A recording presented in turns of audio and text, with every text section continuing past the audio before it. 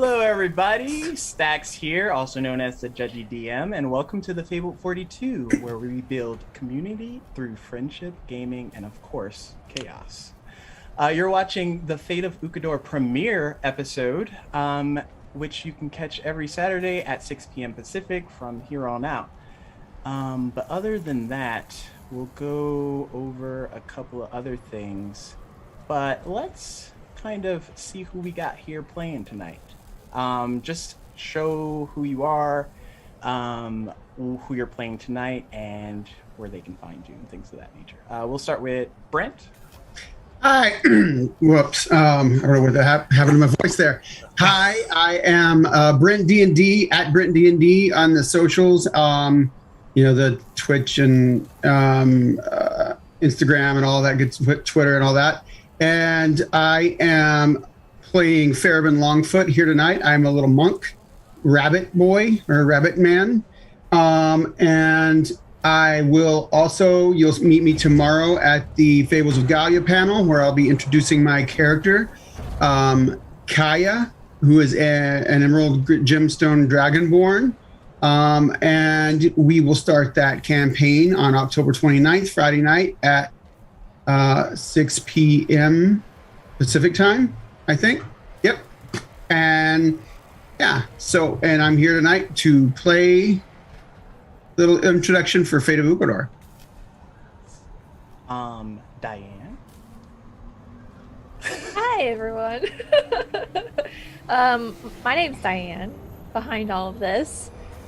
You might know me from streams such as Legends of Shoggoth on Monday, Realms of Ukodor on Wednesday, soon to be Fables of Galia on Friday, and now Saturdays every day. Also Duke City Chronicles, which I'm super excited about the future of that as well. Tonight I am playing Zaysa, the Githling rogue, half changeling, half Gith. And yeah, that's all I got for you right now. Nice. I'm excited. We go down to Dave. Hello. I am Dave, also known as Salty Stormtrooper in the Twitch chat. I am a moderator with Fabled42 and occasionally stream with them with donation drives. And this is, I guess, my first show one shot. I guess, 42, so I'm excited. You can find me on Instagram as _DAM_art, and I will be playing Fletch, the Human Ranger, tonight. Nice. GW. What's up, guys? I'm GW. You can find me on IG and Twitter under GW005, 2 B's, 2 zeros. You can also find me every Friday on Duke City Chronicles at 3 p.m. Pacific, where I play a divine monster hunter alongside Diane and a couple of other fun people. You can also hear my voice on Clarion Dawn, it's a sci-fi audio drama. It takes place on a ship heading to space. To Mars. Why? You can find out. Kind of similar to where we are right now. I feel like we may be starting off in a very suspended area. You can catch that on ClarionDawn.com or any of your favorite podcast platforms. Tonight, I am playing Galileo, the Fortress Gates. He is the team leader of Task Force 11. And he is extremely protective. He's got his shield on his main arm, and whenever he needs it, he has his war hammer on his side, ready for anything. Nice. And last but not least, Paul. Hi, I am your friendly neighborhood Paul. This is my first time being over here, so this is vastly exciting for me, in all legitimacy. I'm just on the other side of the world, so I'm trying to maintain energy through this entire thing. But I stream over here on Twitch, on twitch.tv/FNHPaul. And tonight I will be playing Siegfried Nero, a hobgoblin paladin. And I cannot wait. For a second. Sorry, my dog decided to freak out. I'm sorry. Always welcome dogs or cats. And before we start, let's do a quick giveaway. So if you haven't already, click ! critical to enter in for this current giveaway, and we will roll that here in a second.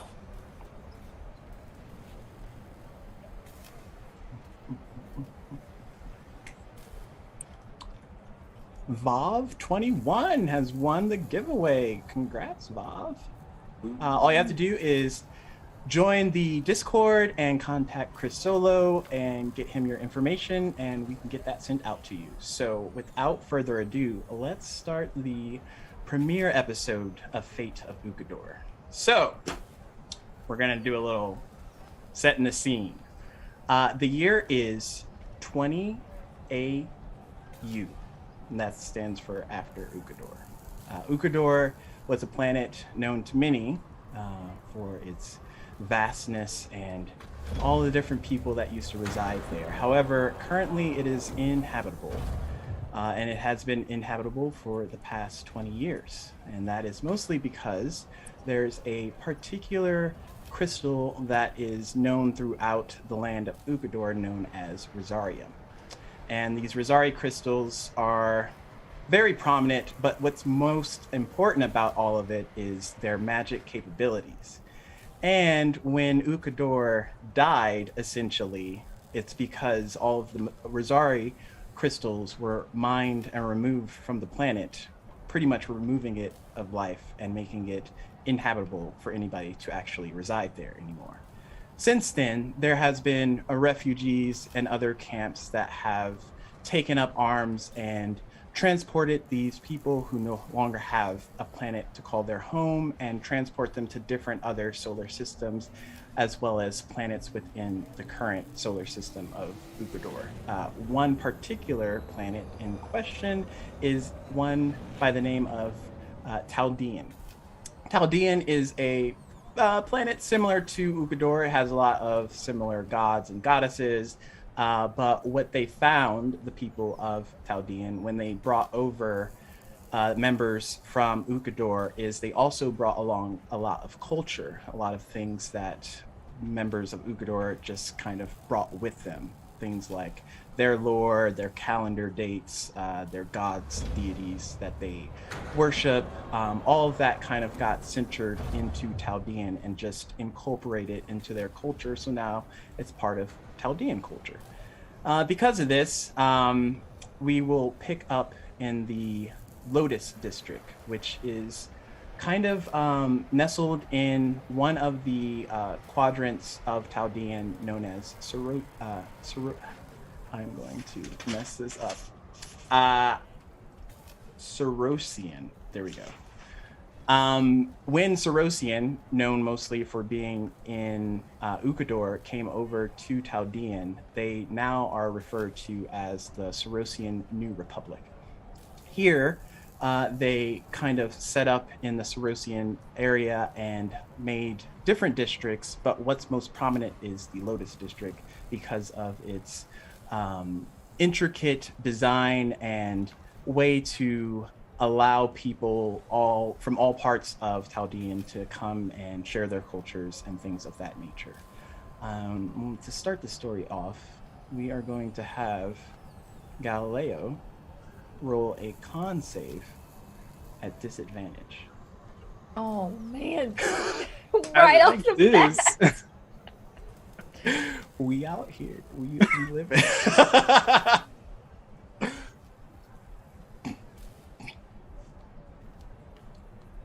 What'd you get? No. Who was that for? For Galileo. For you. Natural 1.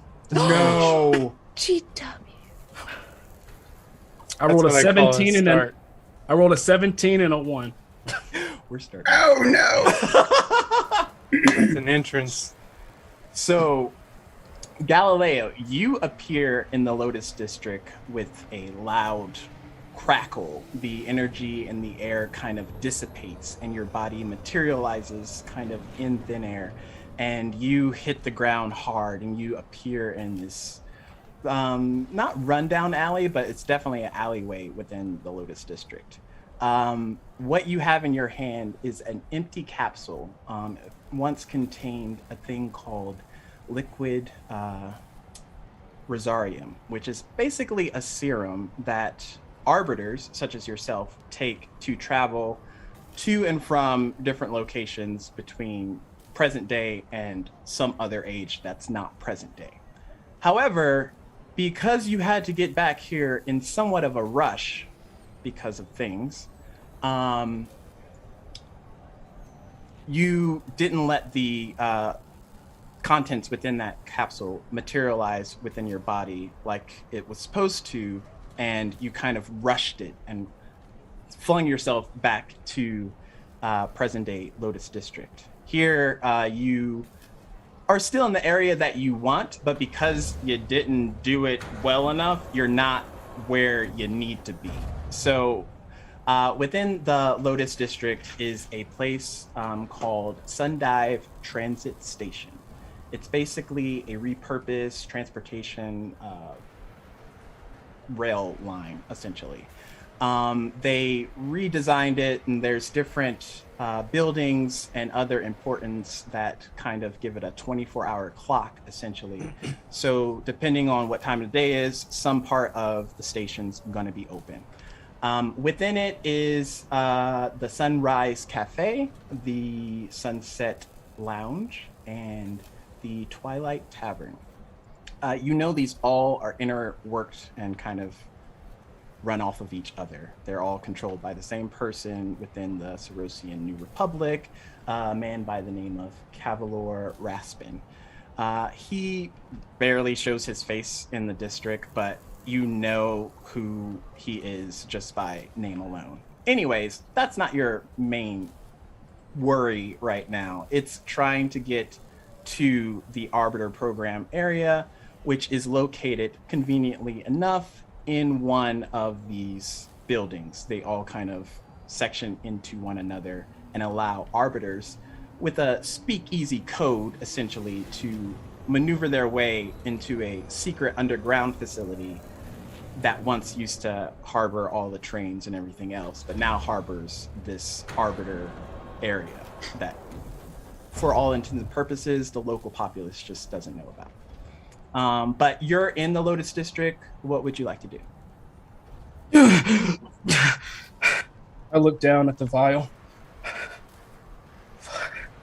I'm going through, kind of stumbling, kind of trying to hold myself up on a wall, or kind of using my shield to balance myself. And I look at the buildings.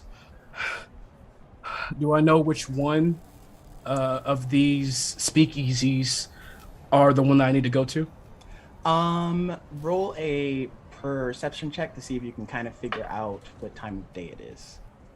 Okay. Perception. Not bad. 22 total. Okay, sweet. Yeah, that's pretty good. So it is roughly about 1800. I'm just go by military time. So for those that don't know, that's 6:00 p.m. Thank you. Thank you. So it's roughly sunset time. So you would know by that the Sunrise Cafe is pretty much coming to a close. And the only places that are open would be the Sunset Lounge, which is kind of like a bar area that also has nightclub, things of that nature. Or if you're looking for lodging, the Twilight Tavern. So depending on which direction you want to go. I'm feeling pulled to Twilight Tavern, so I'm going to just start to kind of hobble over there. Okay. You make it there, roughly within the next 5 to 10 minutes. Not really an issue. The only thing is the rush of it's kind of a weird sensation whenever you travel from one plane of existence to another, especially with the time periods being so vastly different. The most jarring effect, it's almost like a catharsis kind of feeling, is that here in present day 5th age, magic isn't really a thing. So what you find is arbiters can have a sense of intoxication whenever they go back to past times, because magic is there and they're able to use it, not necessarily you yourself able to use it, depending on your class and things of that nature, but it is out there for use. That being said, you've done this before. This isn't your first rodeo. You just knew that you had to get back here fast. So the only thing that you have in your system right now is that residual like jagger or like sluggishness essentially as you make your way into this Twilight Tavern. So you enter. There is a young elf singing just calm blues type music at the stage point. There's people checking in, checking out. You would know the elf as a Corvu race, Fey type, and he, well, did I say elf? Sorry, not elf. Fairy! Fey! Corvu Fairy! There we go. Nice. Race of heart. Save. He just changed race right before he used to change. No, he's not. So this Corvu is goes by the name Elm, and he's on one of the Arbiter team's Task Force 3. But he's just singing like he normally does when he doesn't have work because he's bored. So that's just what that is. All right, I kind of start hobbling over to him, kind of like holding my stomach, and I feel like, you know, a part of my shield is kind of dragging on the ground. Elm. Elm kind of like stops mid-note and looks over to you. Jeez Christ, Galileo. What? You don't look too good, mate. I need to get down there. Right. Come with me. And he kind of like flutters off the stage to like the left side and kind of goes behind the curtains. Follow. Okay. He leads you, through the series of corridors. You go down like a long passage, and finally you make it to. And I'm definitely going down this corridor in this area very sloppily. Like I might have like actually tipped over a table. I might have bumped into someone. Like I don't even know. I'm kind of seeing double of things. I'm just trying to get there. Elm is just like, we'll fix that later. He eventually leads you to this door, and it's just this large metallic door that has a keypad on it. He enters the code without much problem, and the two of you kind of enter into this solitary space where these blue lights kind of radiate upwards and kind of scan over the two of your bodies to make sure, you're good to go. Afterwards, he makes the speakeasy term of Guardian welcome, and the back door that you came through kind of like makes a sealing close sound to show that it's no longer allowing other people to enter right now. And the passage in front of you kind of opens up, and you see slight digital runes just resituating themselves as the doors and lock mechanisms unlock themselves, and finally the door opens up and you two enter into this new space within the Lotus District. As you come down a series of stairs, you make it down and you finally see other arbiters kind of within this space, just lounging and doing as they normally would when they don't have jobs that they're supposed to be doing. I'm just going to, as I'm hobbling next to Elm, it went bad, man. It went so bad. What happened? You and Gear went on just a routine mission. What do you mean it went bad? That's what I thought too. Do I know where to go from here to speak to the Guardians I would need to speak to? Yeah, so the Guardian himself, he's usually in this area, off to his office at some point, or just going through and updating things. But he should be relatively in this area, especially if arbiters are just walking around doing it. I'm going to look for him and walk up to him. Okay. If I can find him.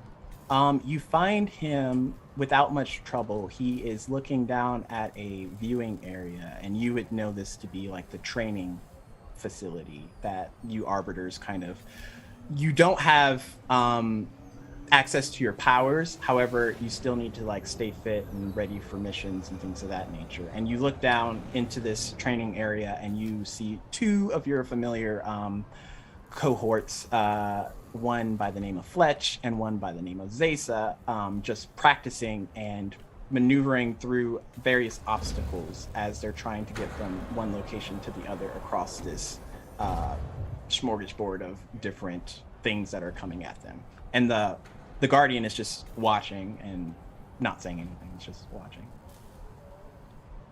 So, DM, on this mission that I just got back from, it was only me and Gear and not Zayset and Fletch. Is that right? Yeah.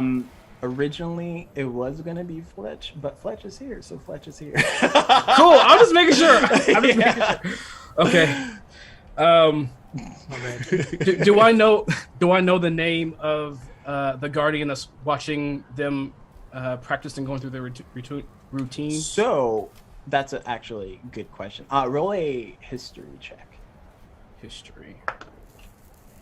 Not bad. Okay, I'm doing a little bit better for my first nat one. History. From here. Hopefully. Can't get 21 close to that total. one. Nice. You know for a fact that pretty much no one knows what the real name is for the Guardian. Pretty much. You're almost like 99% sure. So everyone just addresses him as the Guardian. Got you. If I were to yell for my team, would they hear me? You can try. The area is slightly soundproofed, but there are calm areas around the viewing portion that you could essentially just like go over, click, and speak, and they can hear you. Understand. Now, DM, I remember we asked you before about comms. You said that we would have something, you would have a surprise or something. Do I have a comm to my team right now? No, but you will. Okay, just making sure. All right, I'm gonna walk up. I don't know if my team will be able to see me through where they are, like kind of like hobble up and kind of try to rest on whatever, some desk or a commanding area, and I look up at the Guardian. What does he look like? Or what do they look like? He actually is pretty outdated as far as clothing goes. He's wearing a jacket, long sleeve shirt, ball cap, which no one wears ball caps anymore. But he's what is considered like retro wear to like the extreme, because this no one dresses like this anymore. So yeah, he kind of stands out, but gotcha. He's just standing over there. Guardian. Galileo, wasn't expecting you back. What happened? Gear's gone. Gears. Okay. And he doesn't even like blink an eye. He just goes over, taps a particular button, pause scenario, and Zesa and Fletch, you find as even though you're doing an obstacle, all the inner holographs and things of that nature just kind of like freeze frame and then slowly start to shut down, and the room goes back to its neutral form. Zesa, Fletch, please report here. We have a situation. Okay, I will go up. Okay. Do you follow Fletch? Absolutely. Okay. As soon as you come out of the area, the doors kind of like hiss open. And to your left, you can see the Guardian and a very beat up Galileo just like standing there. And you would know, Zesa and Fletch, that Galileo is what is considered your lead arbiter. Each arbiter task force has what's essentially the highest ranking for each of those group number clusters.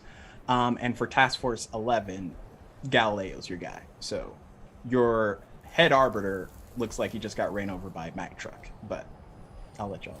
address that however you want. What is happening here? Apparently, Gear is not here. Well, where is he? Go get him. Gear's gone. He's gone. What We do you got mean he's cornered. gone? We got cornered. Like someone knew we were there. And you're back? Why are you back without him? He was beyond me. I just had to You're get out. beyond you. He was trapped somewhere. You left him. Guardian, we gotta get back over there and help him. Yes, I do agree, but I do not think sending you three alone was the best option. Galileo, Just left him. we need to assemble a You task- weren't there. You don't understand. I couldn't take him. But you saved yourself, so we all know what's important to you. Barely. Zysa. It is Zesa, and you know that. Zysa, Leo, we gotta stop this bickering and work together here. What do we need to do, Guardian? We will Work assemble a together. task force X. Peruse the area, see if there's other guardians or other arbiters that aren't doing anything at present.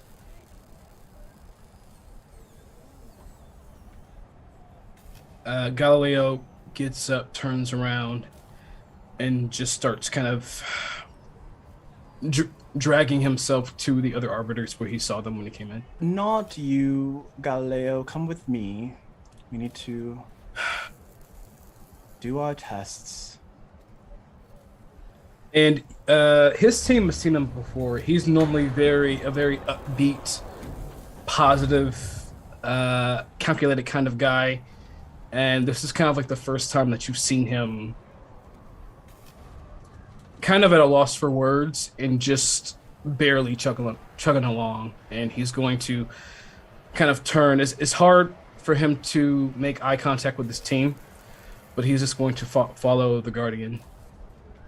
And the Guardian kind of leads you to what would be the equivalent of the med ward, or the ward that has the most medications, healing, things of that nature. That area. He starts walking that way. Zesa and Fletch, can I have you both roll a d6 for me, please?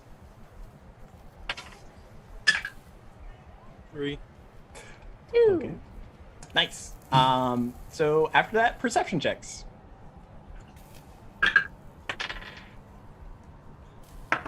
And 27. Okay. Zesa, you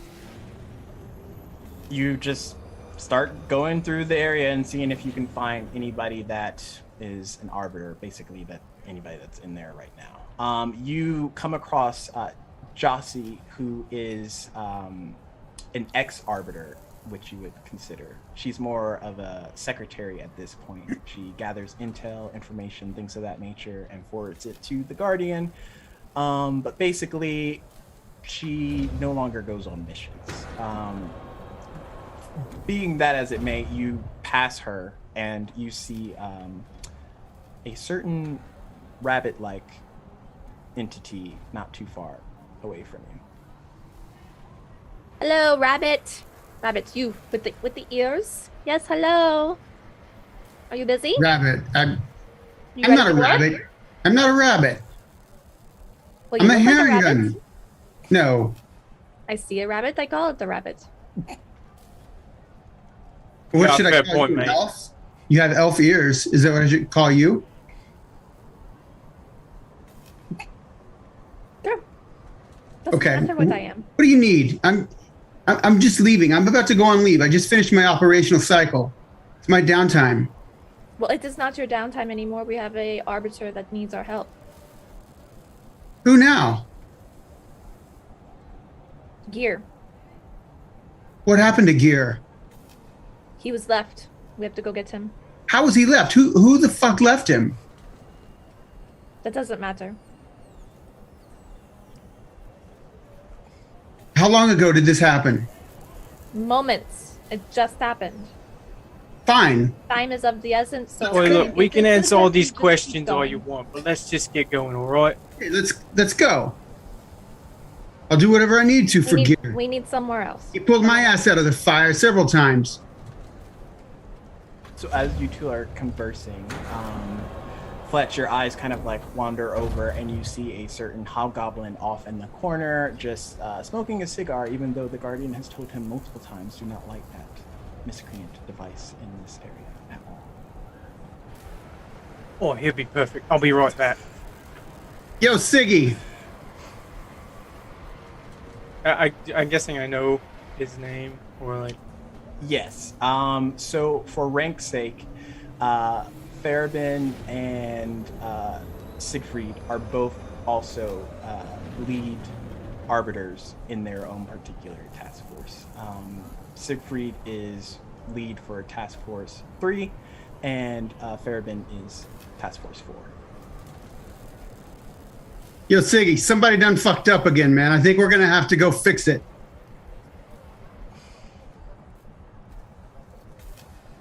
Yeah, and who did it this time, huh? I don't know. They haven't said. They didn't say. Of course, they didn't say nothing. All right, how bad? We looking like a. Somebody got left. Oh, for fuck's sake! Hey, tell him who it was. Tell him who it was. What does Delphine. it matter who it was? Just tell him who it was. It's What important. does it to him. matter? It's not going to doesn't change look- anything. With all due respect, the Guardian's waiting on us, all right? Someone is in need, and we need to help him. Yeah. Okay, fine. Let's go. Respectfully, that is, of course. Siegfried just like sits up and says, just fucking start the break. Ugh, all right.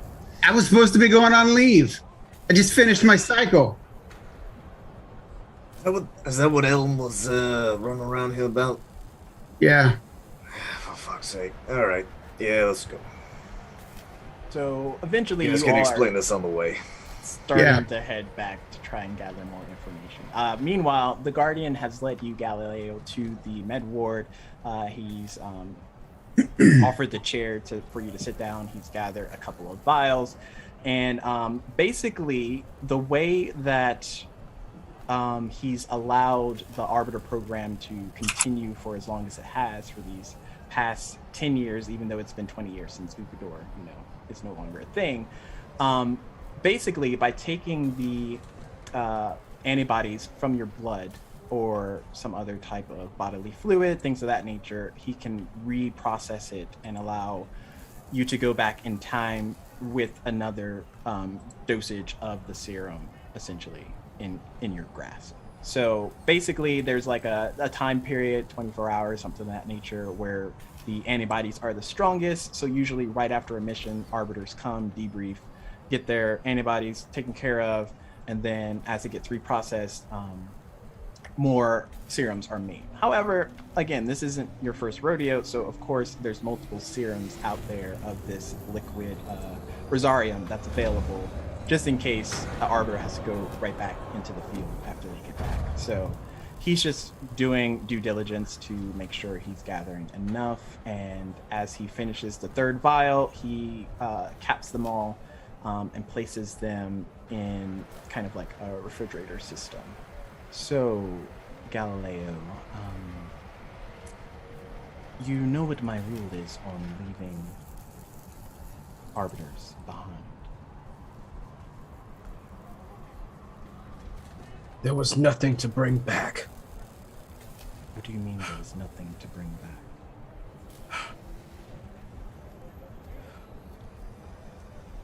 They took him and ended him right in front of me.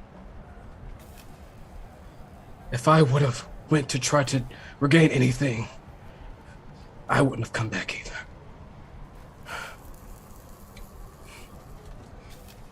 Right. Well, your routine mission is no longer just routine. No. No, it's not. Ooh, luck and inspo, that's a thing. Yes. So, luck to Zesa, inspo to Galileo. Sorry if there has been more. I don't If think there- I haven't seen it. Yeah, okay. if you all want, you can give luck and inspo out to the players. You just need to be subscribed to Fable42, or if you are already subscribed and have given out your luck and inspo, there is a coffee menu underneath that allows you to buy other perks for the players as well. So feel free to use that if you like. Taking that into consideration, the Guardian looks at you and he kind of like nods a little bit. It's making sure that the vials are secure. He, motions that you can get off the table or the chair seat, and he starts to exit out and head up to the debriefing room, essentially. I stand up, and after I kind of stretch to see, how much back together I am, I'll pick up my shield, put it on my back, and I'll start to follow him. Okay. The Guardian leads you up to this large meeting area, kind of like the war room, essentially. You walk in, and there is enough seating to sit pretty much every member of the Arbiter program, even all the task force. However, most of y'all just kind of nestle up to the nearest seats that are by you. The Guardian kind of like walks over and sits down in his seat to kind of sit down and wait for the others to arrive, which doesn't take much longer because you hear footsteps approaching. All right, what's the situation? Who do we got to go get? Galileo, what's going on with you, man? You look like you've been through a ringer. Gear and I got ambushed. And he didn't make it out. By what did you get ambushed by? What else? Orcs. Darklings. You know what that time holds. Gear pulled my ass out of the fire many times. We got to do what it takes to get him back. And Galileo kind of looks down and just kind of holds his face like he's trying to fight a headache and trying to fight back too much emotion to show in front of the rest of the Arbiters. Galileo, look, man, I know you. I know your heart. You wouldn't have left him behind if you didn't have a choice. But you did. You got back here to get us. Now it's our turn to go get him. You just need to lead the way, brother. He stands up, takes his shield off his back, and just kind of slightly wipes away a tear and kind of like hits his shield. Let's go get fucking gear. You got yourself pulled together yet? Can you do this? Do you need something? I'm good. How tall is Farabin? He's like 6'2", 6'8" with his ears. Okay. So I'm just slightly looking down at you. I'm good, and I'll look to my team. I'm good. Let's go. I just, being the newest member, the first time person here, what the fuck? What do you mean, what the fuck? We got somebody to go get. Yes, but you just got back from leaving him and getting ambushed. So what the fuck? Okay. Now we go kill the ambush. That's what happens next. But if everyone could just... Yo, Elfears, how many missions have you been on? Okay, bunny ears. I've been on many missions with Gear, okay? This is my first time on this mission. Can we talk about, plan about the creatures that we're going to interact with? Maybe... Right, but two very, skilled arbiters got ambushed. Can we plan just a little bit in the safety of our headquarters? Yes? Would that be permissible? What was the time here? Let's just do this real quick.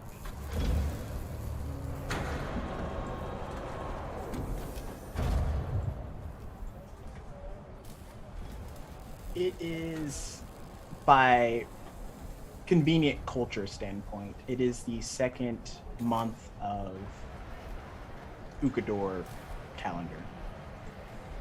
So that would be the month of Feha. All right, I tell them, and this was in the second age, yeah? DM? Yes. Or- Second age okay. is where you all have to essentially go back to. 23rd day of Feha. I say to the team, second age, 23rd affair. And Dungeon Master, also, what do I remember of the last place I was before I got back? Like, what can I share with the team? Roll a history check real quick to see if 16 total history. Okay. You remember that your mission essentially was just to make it to the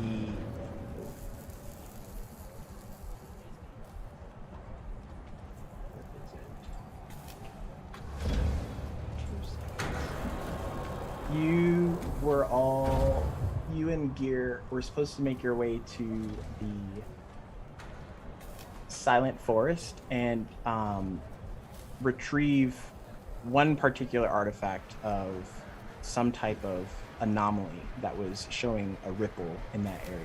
And before you made it back, obviously Gear got attacked, and here we are. Hey, DM, Meta, what race is Gear? He is a Orkayeth. Okay. And so, Galileo, what weaponry did they have when they ambushed you guys? DM, am I right to say just the common Just the swords common. and shields and They have They any weren't magic like- users? Have any magic users? Did they know you were coming? Were they waiting by this artifact you were trying to retrieve? With that history check, you do know that there was some type of creature that attacked Gear that you couldn't get a bead on. Like, you couldn't even get a clear sight to see. It happened so fast. The artifact you were going for, did you get that already, or were you on the way to get it? we're on our way to get it? So now we have two missions. We got to get Gear, and we got to get the artifact. What's the Yes. nature of this artifact? Siegfried's gonna take a look at the Guardian, like, But essentially, the artifact can wait. Gear is definitely our priority mission. However, Galileo, since it would essentially be the three of you, and Zesa does still require a bit of field training, I request that you possibly perform a Task Force X. And obviously for the head arbiters, you would all know that that's a task force seeking the aid from other task force members to go into essentially a far more difficult and dangerous mission than what could be. But you also are the head arbiters of your group, so you know that, like, if shit pops off, your teams could also suffer because, you know, y'all are the heads. So I look to the lead of the other Arbiter team, Siegfried.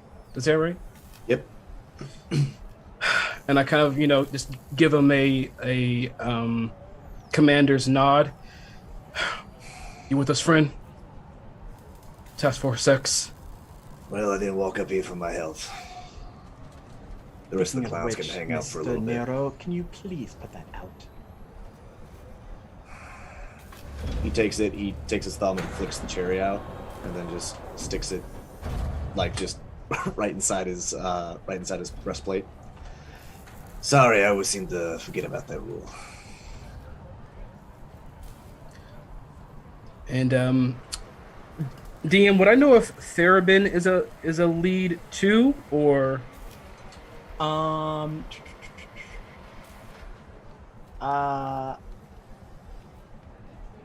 yes, you would know that he's one as well. Yes.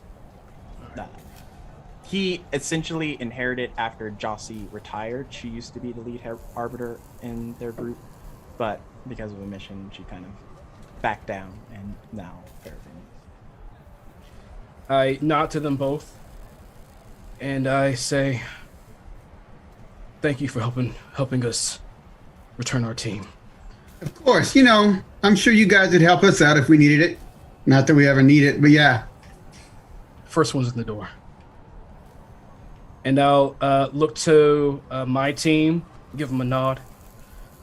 And I will, just in case I didn't before, I will definitely tell the group of that creature, one of the main ones I didn't get a good sight on. Okay. That took gear. I don't have any information on it. It moved so fast, and it was so dark in that forest. But whatever it is, that's definitely something to keep our eye out for. Does it bleed? I don't know. I mean, it's second age, so it can't be anything too crazy, right? Yeah, but maybe it's not from the second age. I've heard many fucked up tales of what lies back in the past in the books I've read. Not all of them are fairy tales. Some of them are just fucked up truth. Yeah, you ain't gotta tell me about it. Yeah, my worry is I've been seeing creatures that are in timelines they're not supposed to be in lately. I think I might have something for that. Jossie's been working on Angel, and I think there's a new aspect of her that could be very beneficial. All right, what you got? He looks at all of you. I will go retrieve the armillary and bring it to you. You all need to suit up, get ready, make sure your gear is age appropriate. I do not want to have to check over all of you. You should all know by now what is allowed and what isn't. If you need it crafted, changed to fit, you know the gear that will do it. But I will meet you all down in here in about 5 minutes. Dismiss. Fine. Yeah, give me. As Siegfried and Therabin kind of start to, walk off, and I start to see my team kind of start to follow, I'll touch both of their shoulders for a second just so we can have a one-on-one kind of powwow, just the team. I'm going to say to them, I'm sorry.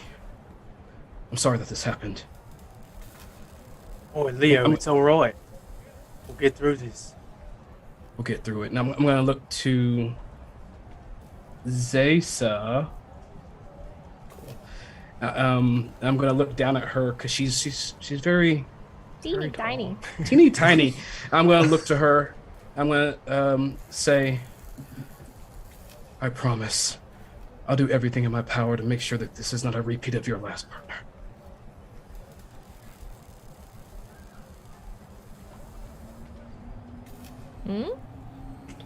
Unless you changed your story from what you told me, but okay, I don't know. No, but that's before I knew what this was. Gotcha. But essentially, Zaysa did get Girl. trained by Gear a bunch, so she may feel some type of way. I'm not going to say what she feels, but... No, Gear was my mentor. That's Yeah. why I'm here. That's the only reason I'm an arbiter, because of him. Let's go get your mentor. So I'm upset. Be saying. Here's Um, Task get Force your 11. mentor. We got each other's backs. We'll go get him. Yes. We can. He's more than just our partner. He's family. And I'll start to make my way to the other leaders. Okay. And essentially what the Guardian was informing all of you about is typically your gear lineup is you going through figuring out what you will need for the particular mission in question, and then when he says age appropriate, depending on which age you all jump back to, there is a device that will more or less transmute a up-to-date pistol into an outdated crossbow, essentially. Basically, if you use weapons in a certain array, it'll acclimate it to fit the arbiter so that when they go back, you pulling out a pistol isn't going to draw questions. But you pulling out a crossbow, you must belong here.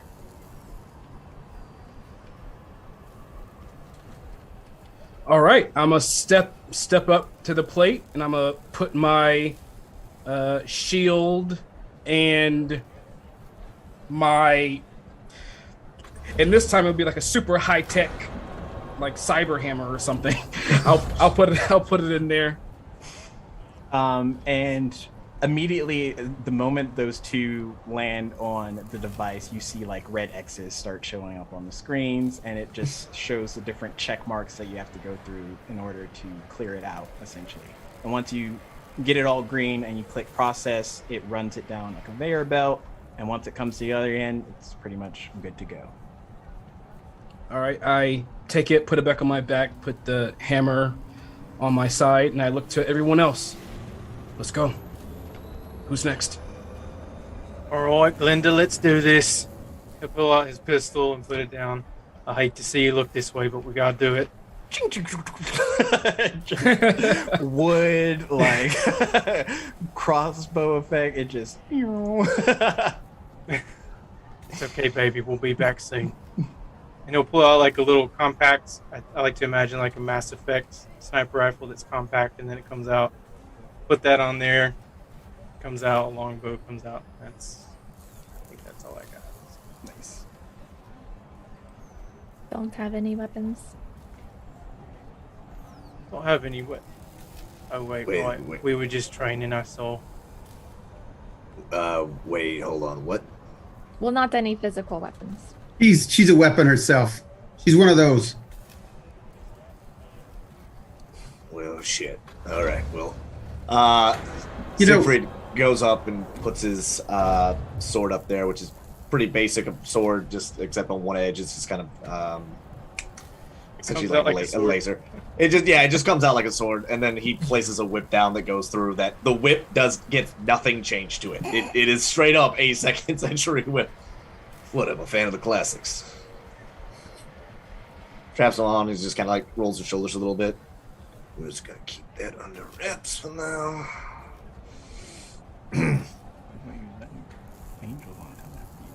Okay. And Farabin. Farabin's been doing this a while, so he already has his weapons set that he already knows what he's going to take for that sentry, and he just pulls them out of his gearbox, and he pulls out his bracers and his rapier and his longbow. Nice.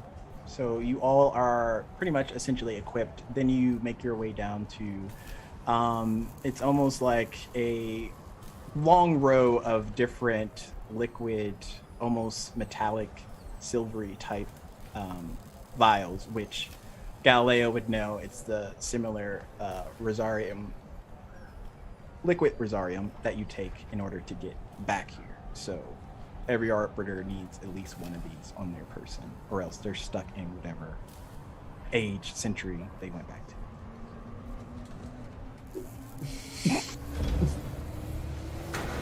Yeah, hobgoblins ain't exactly got a good rep. Go ahead and so be prepared for that. You know you have my shield. We're not doing this again, are we? No. There's a yeah. Let's keep moving there. You know I got your 6. You've had mine in the past. We all in this together. Yeah, it's less of the, well, I ain't worried about the confrontation, more just the side eyes and the we don't serve you kind here kind of things. You know how it goes. Yeah, I feel you. Galileo takes out his vial that he had before, looks at it, makes sure it's all good, puts it back, and starts heading out. Okay. You all meet roughly around when the Guardian's coming around the backside of the stairs. He meets all of you at the launch point, and Dungeon Master, I'm sorry. I have to ask a quick question. I'm so sorry. Oh yes, sir. Is there some kind of equipment room here where we might be able to get like healing items or something to like kind of buff us for going into a mission by chance? Yeah, right at the drop point there is different serum vials that once you take it back would essentially corporealize as like a potion of healing or something of that nature. You just our med kit transforms into a healing potion. Yeah, essentially. But you know, Cool. more hygiene. Cool. That Okay. redates and stuff, but yeah. So essentially, you all would have what would be the equivalent of 3 potions of greater healing on your person once you arrive back on any mission. And the Guardian arrives, and he has in his hand this relatively medium-sized, hand-graspable, what's it called?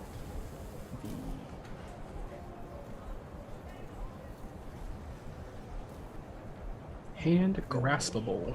Yeah, like it fits in your... Yeah, armillary. It's armillary. So it's like one of those turny bits. Anyways, he has it in his hand. You all know that there is a Rosari artifact crystal sort of embedded inside of this armillary that the Guardian just always typically has somewhere close to this person. However, thanks to Jossie, she has been able to apply a sentient aspect to it, and he kind of walks over and hands you this device, this armillary, Galileo, and he looks at you. Well, Angel, Advanced Neural Guardian Expansive Link is operational.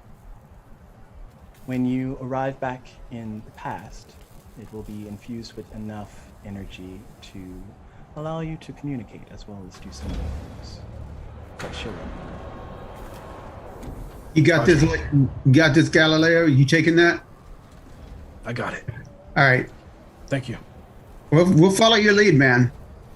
Do any of you need me to tell anything to your task forces? I know some of them are on leave currently.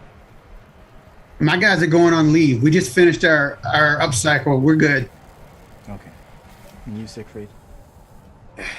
Yeah, probably should. Let Belfagor know that everything's gonna be alright. Just tell him not to do anything crazy and don't take any missions while I'm gone. Just stick to training. Understood. Well, you know the rules. If any of you go down in the field, make sure you apply their serum to their wounds, have them drink it. If they can't drink it, just get it in their system so that they can come back. Standard procedure. Yeah. And Roger. kind of like moves out of the way, and the launch point is this kind of concealed orbital vase container, essentially. And as he activates it, it opens up, and this familiar pool of bluish light kind of hits and radiates on all of you, and you see kind of almost like a void aspect, and things around you that are magical kind of get a little bit of a glow up, including the armillary that is in Galileo's hand. Well, good luck. Return safely if you can. Will do. Thank you, Guardian. See you next time around, Guardian.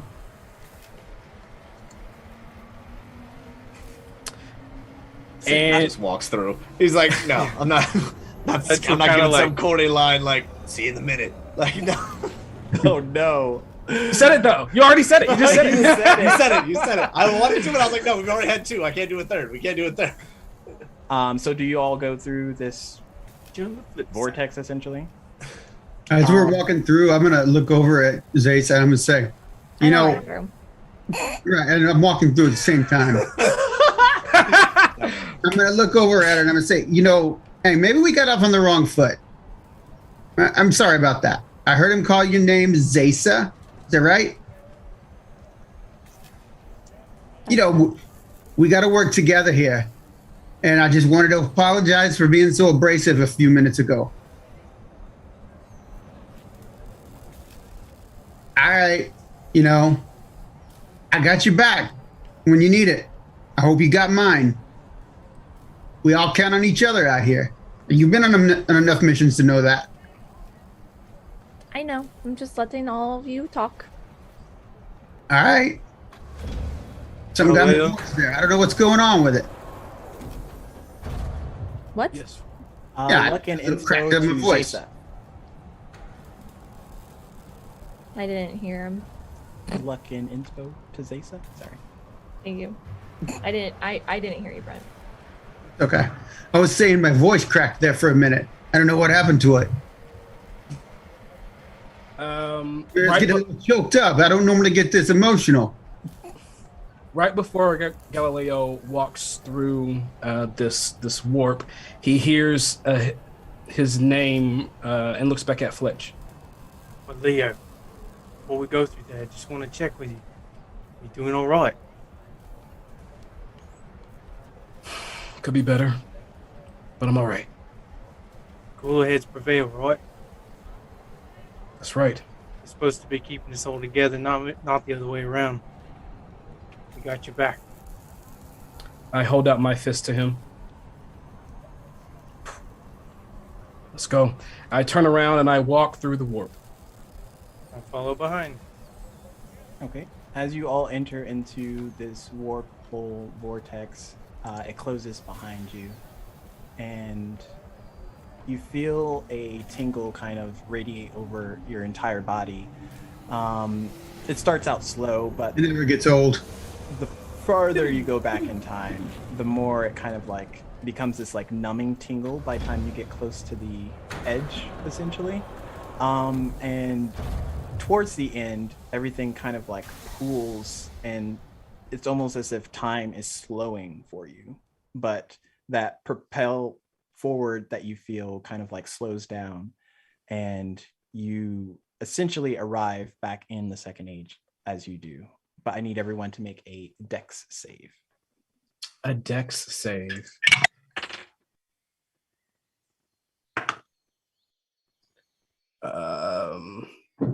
Let's see. 20. Ooh. 23. Okay. 22. 22 as well. 15? Nice. So you all arrive back. You kind of like, again, the area around you kind of like ripples and rips apart as it materializes you in that area. Fletch, Galileo, Farabin, and Zaysa, you all arrive standing up like normal, no big problem. Siegfried, my guy, you want to tell us why you're up in this tree here? You know, I always hate doing that. It's always a crapshoot. It's always the short guy who's up in the tree. It's always the short guy who gets stuck in the fucking. I try to get down from the tree. Okay. Are you Actually? just I'm sitting up there. I guess I'm like sitting on a branch. I'm just like, hang on. I'd hop down, but I gotta get feeling back at my feet again. Give me a second. You know that numbness, like when you sit down too long. Another deck save. Oh no. Oh no. It's fine. It's 4. It's a 4. Oh, The branch snaps, and you kind of like hit not 1, not 2, not 3. How but high up 4 was I? branches. You were up there. You hit 4 branches, and then finally you like come down with a loud thud. can I try to catch him on the way down? You can make a acrobatics or athletics check depending on how you're trying to assist this guy, but he's coming in hot. All right. Acrobatics or athletics. Oh, that's not the best. Just a hobgoblin shaped plinko disc. That's gonna be a total of 11. What was your? No, it's not enough. You don't get there in time, Galileo, and he kind of like hits. Luckily, buddy, you only suffer 5 points of bludgeoning damage as you hit down. And at this point, anyone that has magic innately in their blood now, make a wisdom save. Magic innately in their blood. If you can use magic. Does key count as magic? No, that's more of a class-based thing rather than magic. It's more of an energy. I mean, that would- like yeah, I guess like with my I got a rolling 13. stuff and Wisdom save, dirty 20.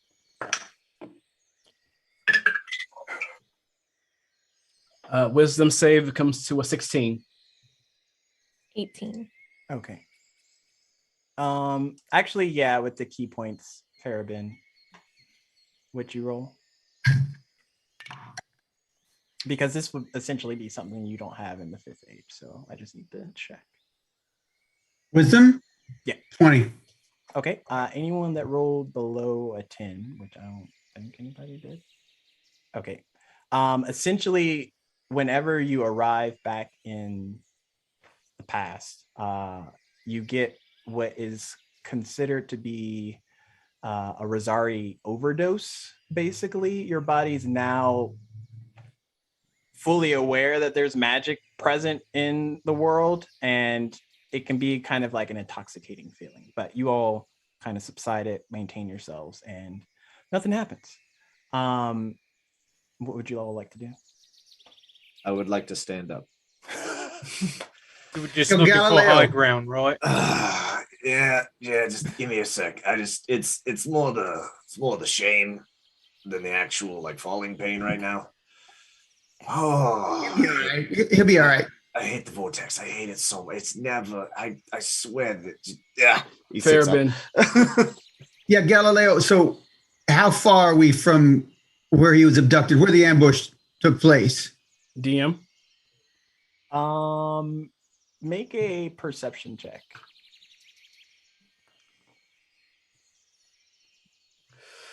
Total of 18. Okay. You know that you are all in the silent forest. It's maybe a couple hours walk to get to a safe location of right before y'all were essentially ambushed. And Siegfried, what was your perception? Or just roll me a perception check.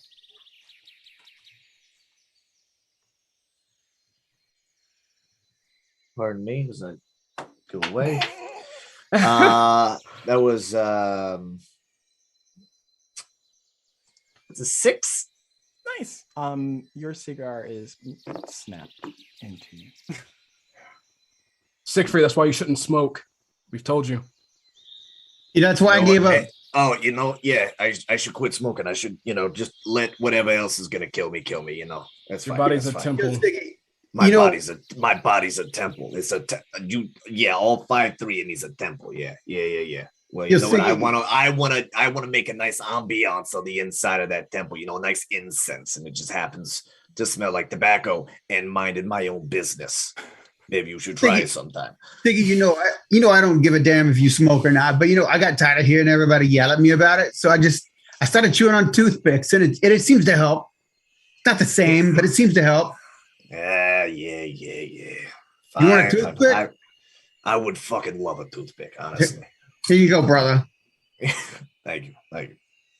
I look to Zesa and Fletch. How you feeling? I feel great.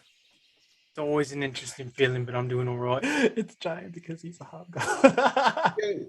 Yo, Fletcher, you normally the scout? You normally doing the scouting? It's what I do. I love the forest. He'll start, look for tracks. It is his favorite terrain, so. Okay. And of course, I do share to everyone that it's a couple of hours away, and I point them the direction.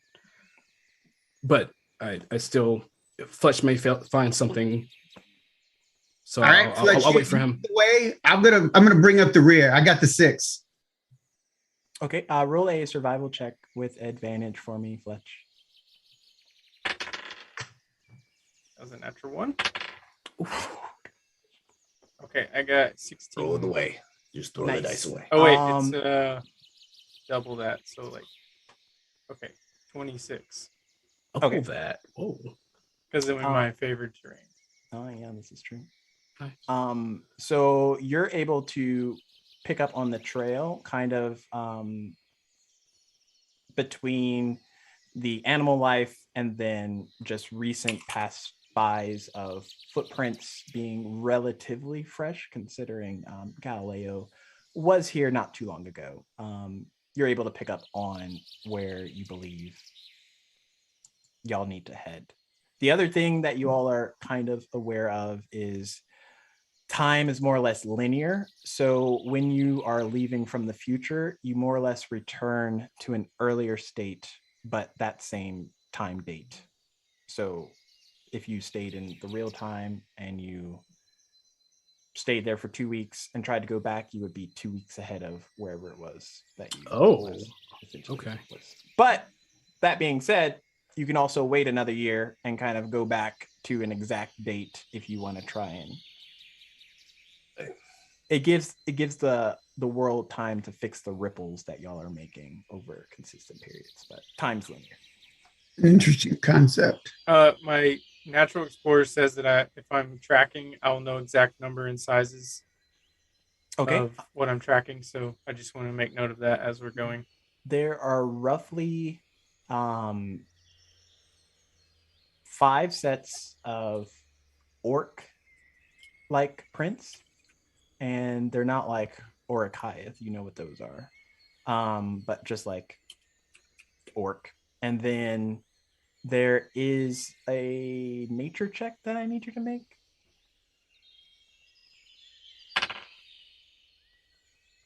Uh, 21. Okay.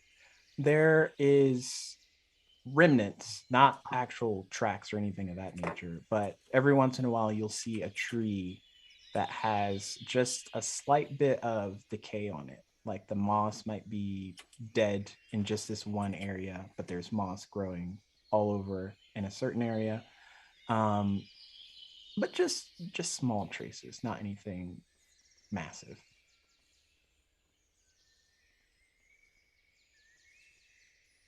And it is roughly nighttime, just so you all know. Or Galileo, did you notice this decay last time you were here? I'll like point out a small spot on the tree or something. You could roll either history or medicine. Natural 20. Ooh. No, you didn't see anything. I wasn't ready for that. Okay.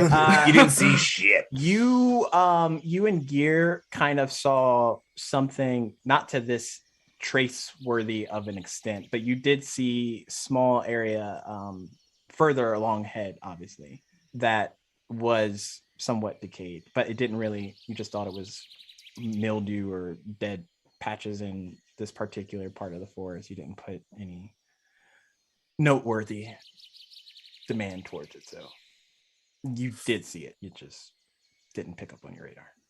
Fletch, no, we did see this, but we didn't think of it as anything important. Making note of it.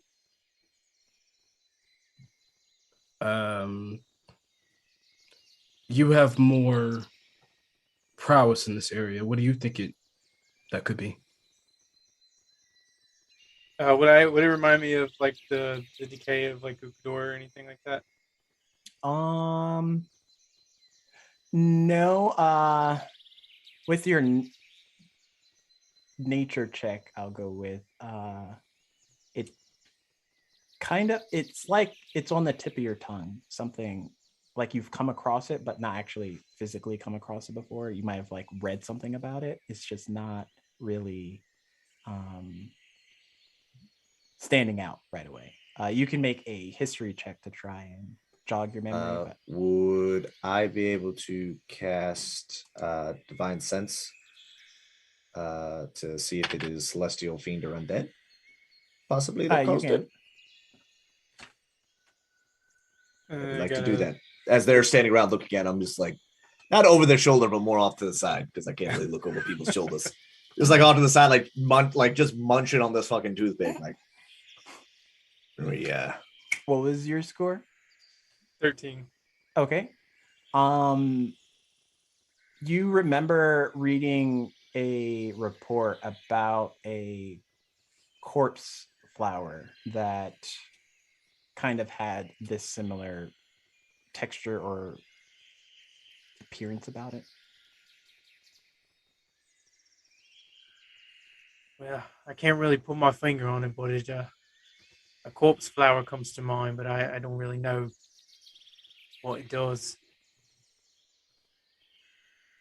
But it doesn't look good. Those are the flowers with the repulsive smells. Like decaying flesh. Yeah, they stink pretty fucking bad. Yeah, that's a pretty good description. You know, corpse flower. Smells like a dead body. It's not the bed. Farabin, Siegfried, and Galileo make another history check. I mentioned the divine sense detect good and evil didn't do nothing.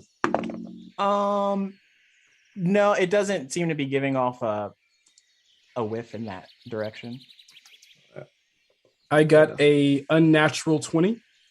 Okay. I did too. Nice. Okay. Yeah, 19 plus 1. 18.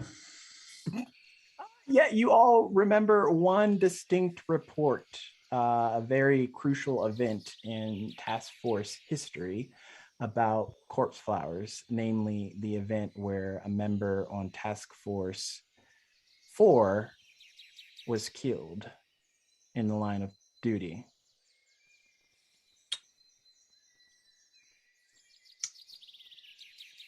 This was the one where Jackson was killed, wasn't it?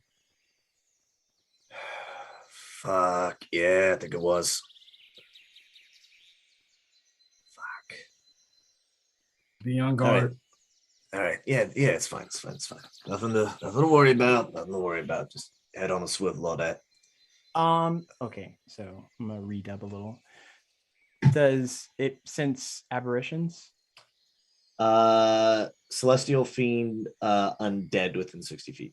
Okay, never mind. Yeah, it doesn't. Yeah, you heard it just nothing. affected by the hallow spell or no location of any celestial fiend or undead within 60 feet. Okay. So yeah, it's not giving off any. And whatever you just said. No. Yeah, blame a guy for trying. You know, you got to go to college try. You're not cheating. You're not trying. You know what I mean? Don't do that, kids. Stay in school. And I would say that we're talking to each other along the way as we're going on this hike on this trip to the place. You're doing what? Sorry. I would say that we're talking as we're walking. Yeah, along, y'all are like conversing, and I mean, some of you are conversing, but it's kind of like a somber thing. Some of you might just be catching up on what everybody's been up to since the last time y'all all hung out with each other, but it's kind of like short, awkward conversations, I would imagine. But y'all can do as you will with that. I would just imagine that Fletch is side by side with me, because we both have human eyes, but I just in the Force, I trust his a little bit more than my own. So he's kind of, I would imagine, he's kind of guiding us along. Yeah, I mean, I forgot to mention, I pulled down my what are they? Goggles of night. Nice. Oh yeah, you're definitely you're the eye guy. You even operate, bro. Are any of you all doing anything special as you're following Fletch along? I'm still watching the rear. maintaining rear security. No, just gonna stay in kind of in the middle. Just kind of keep my head on a swivel as best I can. Okay. Yeah, same head on a swivel, but in front. And would you say that Diane, would I see Zaysa, or would I not see her? I'm not sure if she's. Should I go invisible? No, I'm just walking. Okay. I look back at you. Penny, for your thoughts. What did you want to know? You don't talk much, Zaysa. I'm just trying to. Well, we've just met not that long ago. True. And this isn't, of course, the best of places and occasions to do this, but this one nonetheless. What did you want to know, though? I mean, you have to give me some money, though, right? You said penny for your thoughts. So I I'm reach happy in. to give my thoughts for payment. I reach into my Siegfried is pocket. laughing his fucking ass. Like he's behind, just like stifling laugh. Like, this fucking kid's good. Kid's fucking good. Because Galileo, he's never been the kind of hardcore, I'm in charge leader. He's very much a collaborative lead, and always kind of wants to hear his team's opinions and suggestions and things on top of his own. He's going to reach into his back pocket and take out 2 what used to be pennies, but they're probably copper pieces now. Yeah. Money like auto converts itself. And I'm gonna hand them way down to her. He puts it in a pouch and like tucks it in. What It did would you be a want to lot know? of back pay. I wanted to know what's on your mind. How are you feeling? I know that gear is very important to you as well. The whole reason why you're an arbiter. Yes, I mean, my first mission with you is getting him back, so it's sort of jarring to not have the person who showed me how to do this. But as long as we get him back, it should be fine, right? And then we can get paid, right? What's the payment like? I never asked. Payment is good, but we don't Well, I we need don't do to. it for that. I do it for that because otherwise my family dies. It's a touch more than 2 pennies, I'll say that.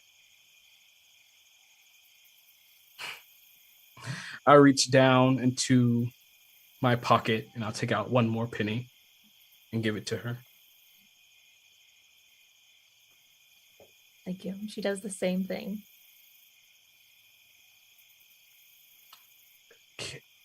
Are you comfortable telling me about your family situation? It's not really a situation. It's just very poor. And, if you don't watch out in the area we come from, you can easily get killed. So I relate. Me and my brother didn't grow up in the best of places, so it took me a journey to get to where I am now. I understand. How many of y'all are actually being nosy bodies and listening? What? How many of y'all are actually listening? I'm just walking behind them. They're talking in front of me. I'm like, well, of course, Okay. what else am I gonna do? Like, If I'm gonna you're look around, but I'm listening, definitely roll gonna be me listening. a history check. Look, it's not that I'm trying to eavesdrop. It's that you have a conversation in front of me. What do you want from me? I'm only 21. hobgoblin. You said history? What'd you say? I'm sorry. What a roll? Yeah, history check. Sorry. All right. That'd be 15. 19. Okay. Anyone that got a 16 or higher would be around Galileo enough. But you don't remember him ever talking about having a brother. Just food for you. I'm not going to say anything. I'm going to know that, but I'm not going to say anything because I'm not going to butt into the conversation. Plus, I'm pulling security. Fletch would visibly do one of these. Well, that was your only brother. Checks out to me. Did I hear Fletch say that under his breath? What's your passive? My passive is 14. Did you like mutter it, Fletch, or? Yeah, I muttered it. Okay. You heard him say something, but not. You just heard him say something kind of in your direction, but. And as we just keep walking after I finish saying that to Zaysa, I just end by saying, so I got your back. I come from similar places, and I hope the best for you and yours. Yours. I turn my head back, go back on the swivel, and keep on. As you all continue on, Fletch, you're kind of in a lead, directing everybody. You come across a slight clearing. It's not really a clearing in the woods. There's still trees and things of that nature, but it's a lot more the grass is a lot more traversed through, and it's kind of in the middle of the forest, so it doesn't really make sense. But you notice the change in the forest surroundings, the environment, things of that nature.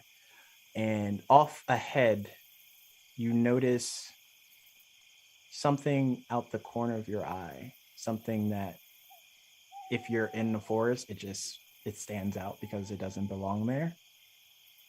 And it looks to be a gauntlet or some type of bracer or some type of man-made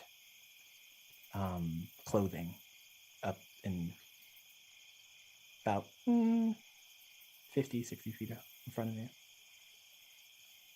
I would, kind of do like the signal, get low and whisper to Galileo. Or Leo, do you remember this clearing? DM, does it look familiar?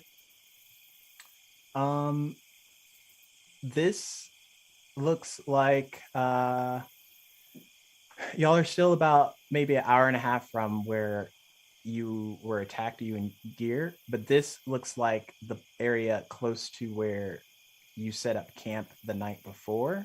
And the reason the grass and everything is kind of like beat down is because this is kind of where y'all had your tent set up, and things of that nature. So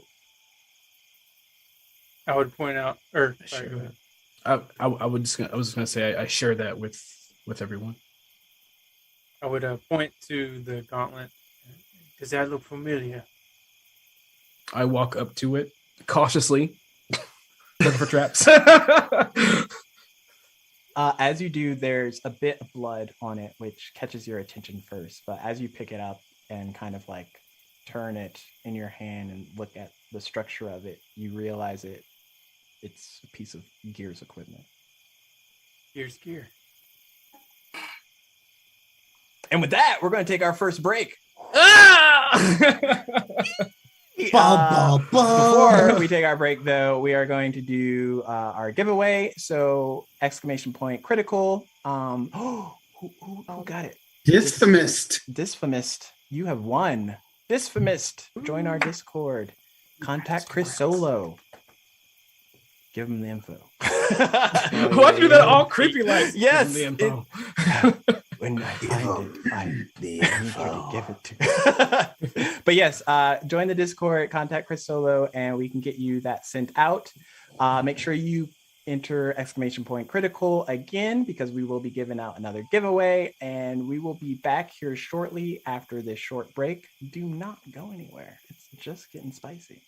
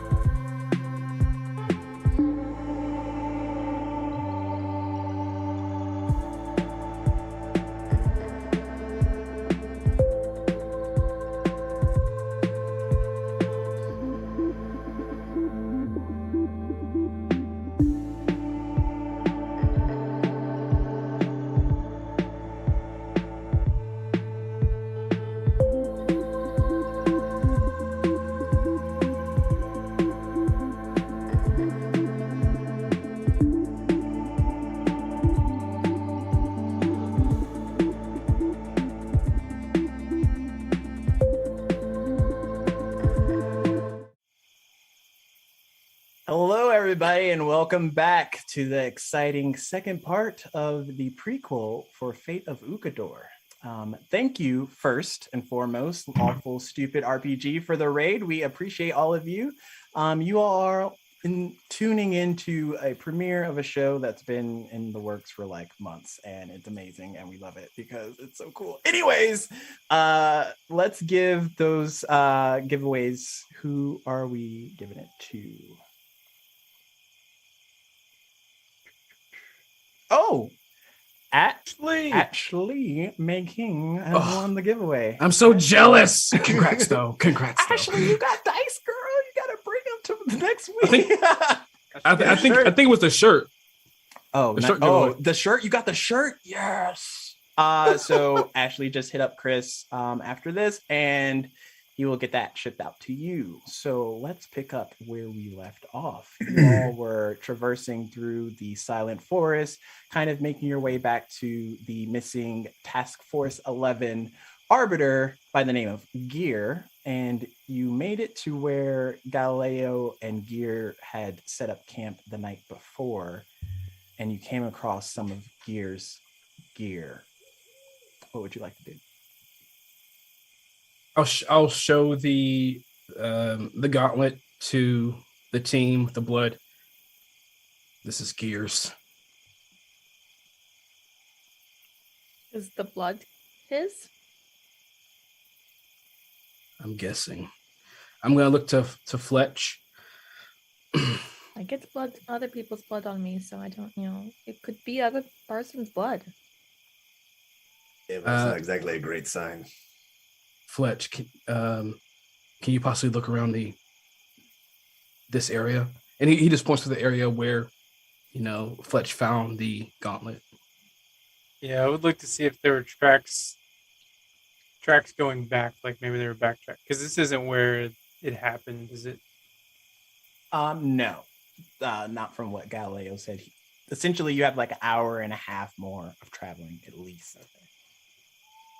Yeah, I would look around the area and see if any tracks are going, like backtracking from where we're heading, and maybe this was dropped or something like that.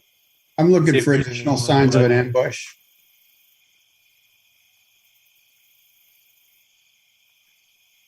Okay. If you're looking for tracks or ambush, roll me a survival check. And Galileo, can I have you roll me an Arcana check? Not bad. Arcana comes to a total of 20. Nice. 6. 26. Okay. I got a 6.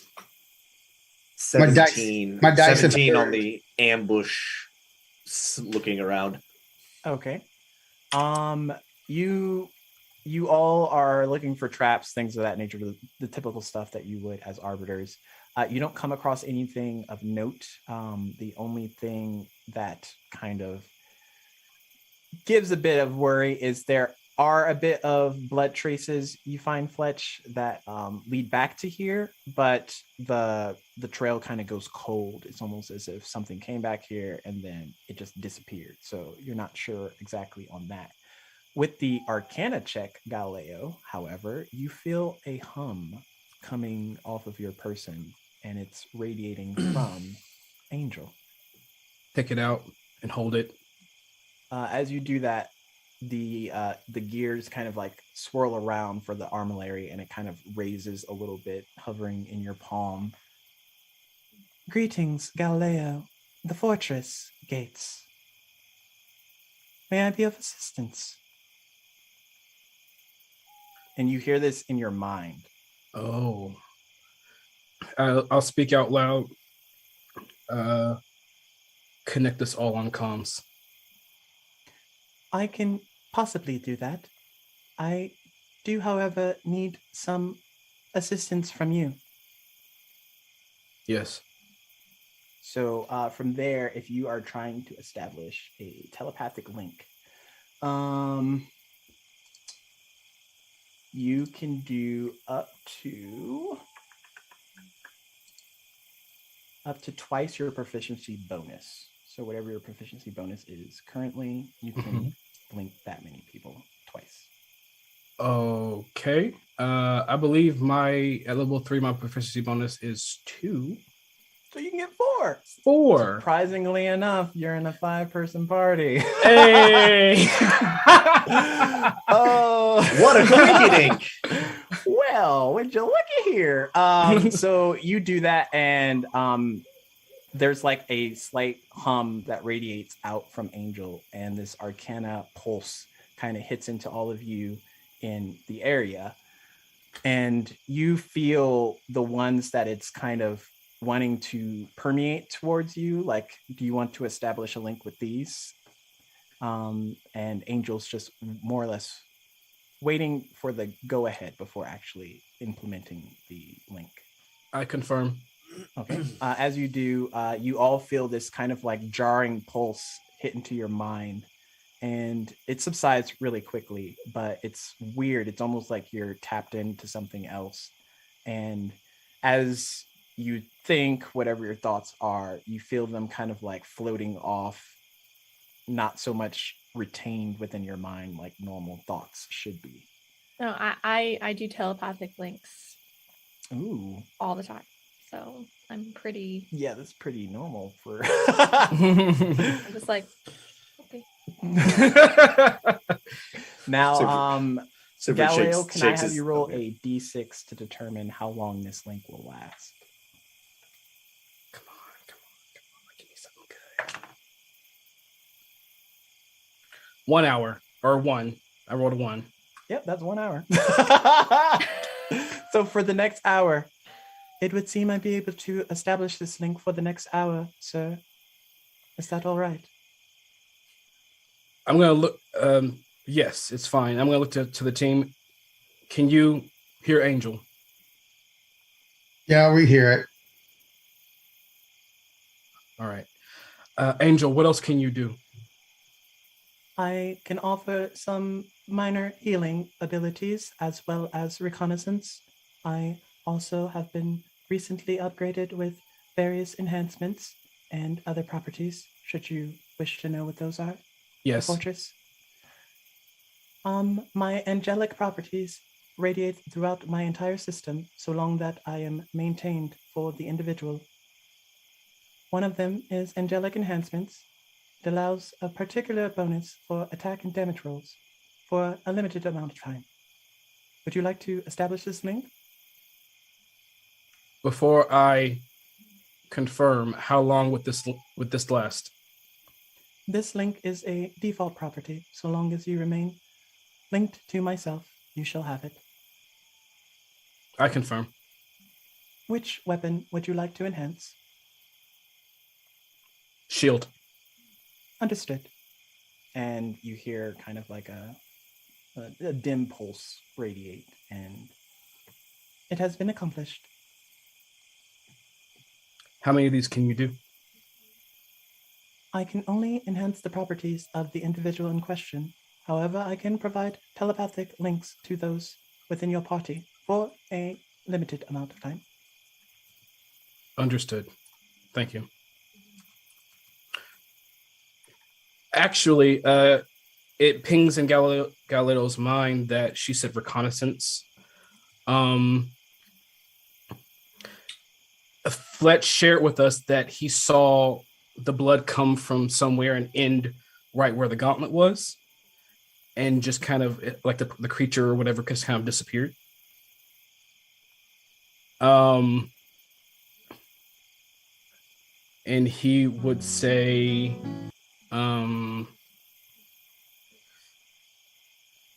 where did this creature go? This does come with a clause. The fortress, if you would like me to use my reconnaissance abilities, I can do them a limited amount of times. However, it is based on your proficiencies. Would you like to activate one? DM, does that mean I can only do it 4 or 2 or 4 times when it's my proficiency? This can be accomplished a number of times equal to your proficiency bonus. any other creatures you target must be So essentially twice, I'm thinking, before you have to take a long rest.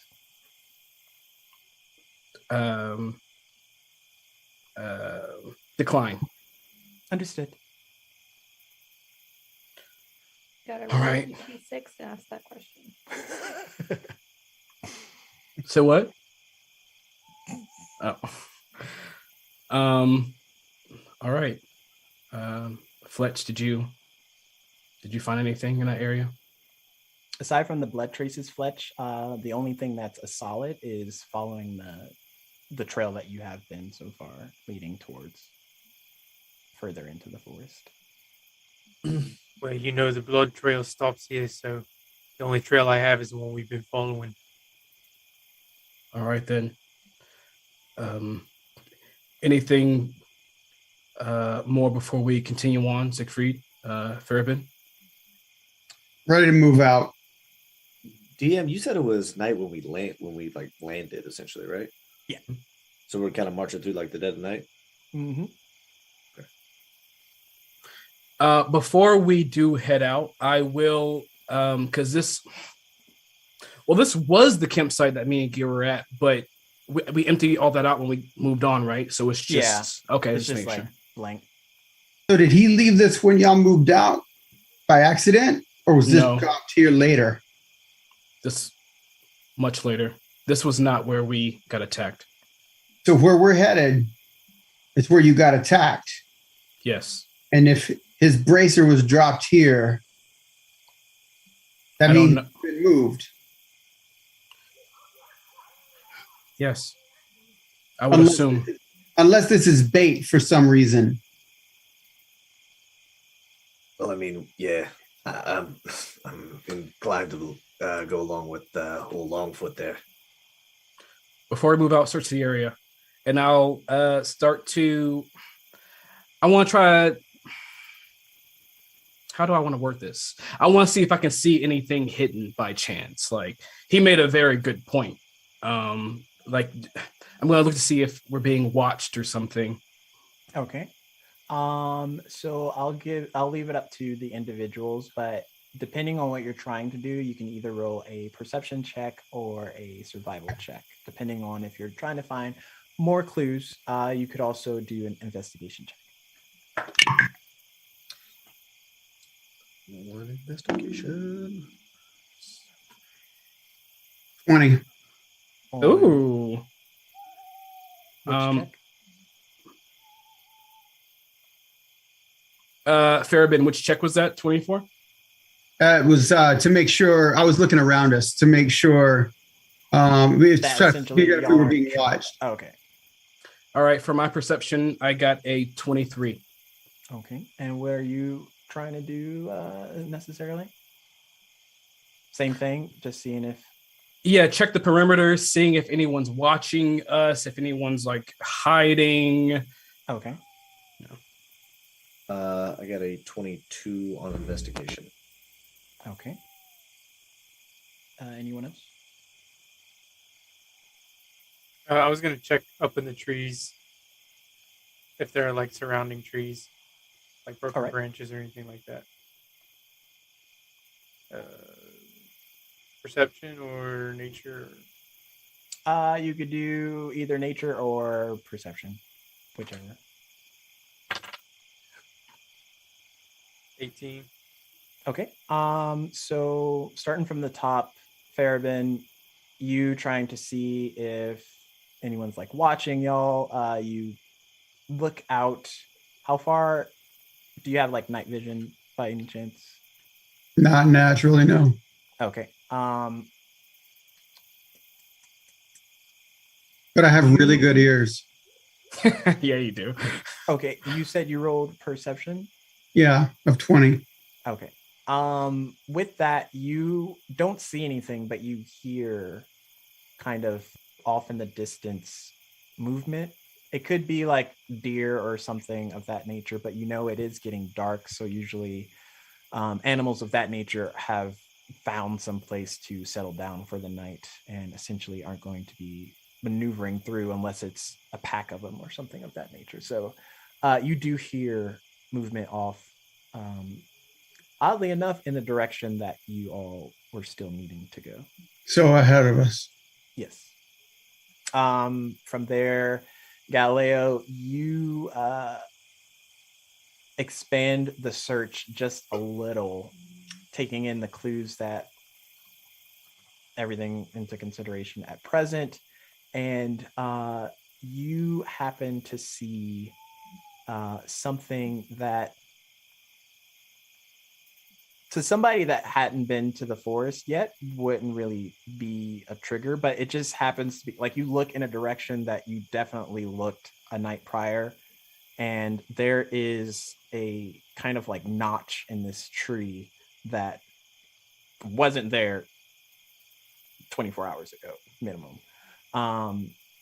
And the reason you know it wasn't there is because you were arguing with Gear about, are y'all going in the right direction? And that tree just happened to be in his background.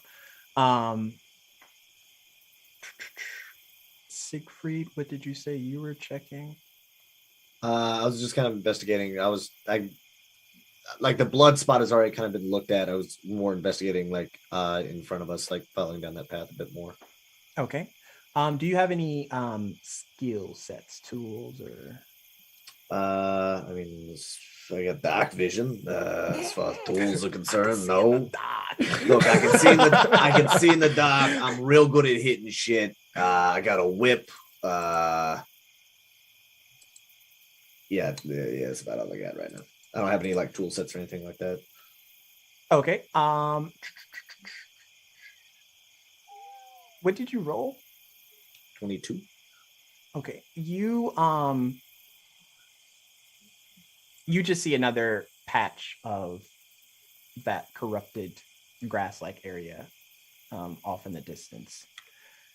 Nothing too alarming, but this does seem a little bit fresher compared to like the dried, tacky ones that y'all have been coming across.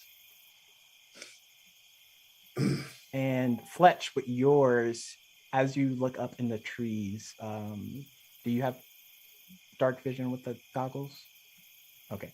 As you look up in the trees, off in the distance, you see, kind of similarly to how the branches broke under Siegfried's weight, there are a couple of, it could be anything, but there's a couple of branches off in the distance that snapped and are just kind of like hanging limp, as if somebody was moving through the trees and just some of these weren't catching his weight.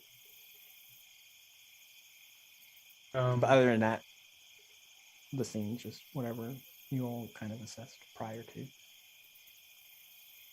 Hey guys, just a heads up. I heard something up ahead in a direction of travel. I don't know what it was yet, but I heard movement. It wasn't just some deer or small animals. It sounded like more than one, maybe 2 or 3 creatures. And that notch on that tree was not there less than 24 hours ago. Siegfried is just gonna like communicate telepathically, like, how does this smell fucking worse? Found some more of this death shroom shit up here. This seems a bit more. I hate to say the word fresh for this, but like newer. Can I have you make a con save, Siegfried? Oh no! Oh no! Now, no, one moment before I am immune to disease. Okay. All right, I figured it was. That's the whole reason why I was like, all right, disease. You said a con save? Yes. All right, that's 19. Nice. Your vision starts to get kind of blurry, and things get a little bit dark. Not all the way dark, but dark. Oh fuck! That was a mistake. Siggy, you're getting a little wobbly again. What's going on? Yeah, fucking smelled something I should have. I'm fine. You're not supposed to shove that shit up your nose, man. I didn't shove it up my nose, all right? Look, I got gloves on. How, like, I was just doing check, and it happens. All right, it happens. As you look at your gloves, the portion of that new, more viscous, tacky portion of the corrupted area that you touch has eaten away through the glove and kind of just flick your flesh a little bit. He kind of like takes it, like wipes it on the dirt, like not saying shit about it. Just It's a mistake. Yep. As you do that, that particular patch of dirt just starts dying out. Stands up. Yep.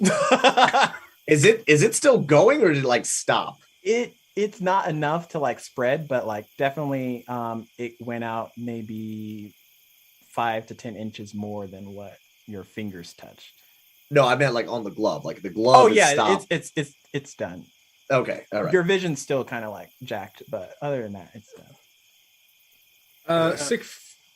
Out of character, Siegfried, would you have said that in your mind or out loud, the mushroom thing, or no?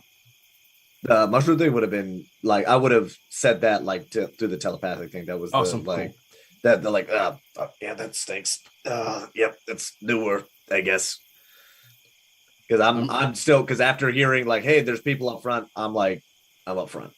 Probably shouldn't talk too much. I'm liking this less and less.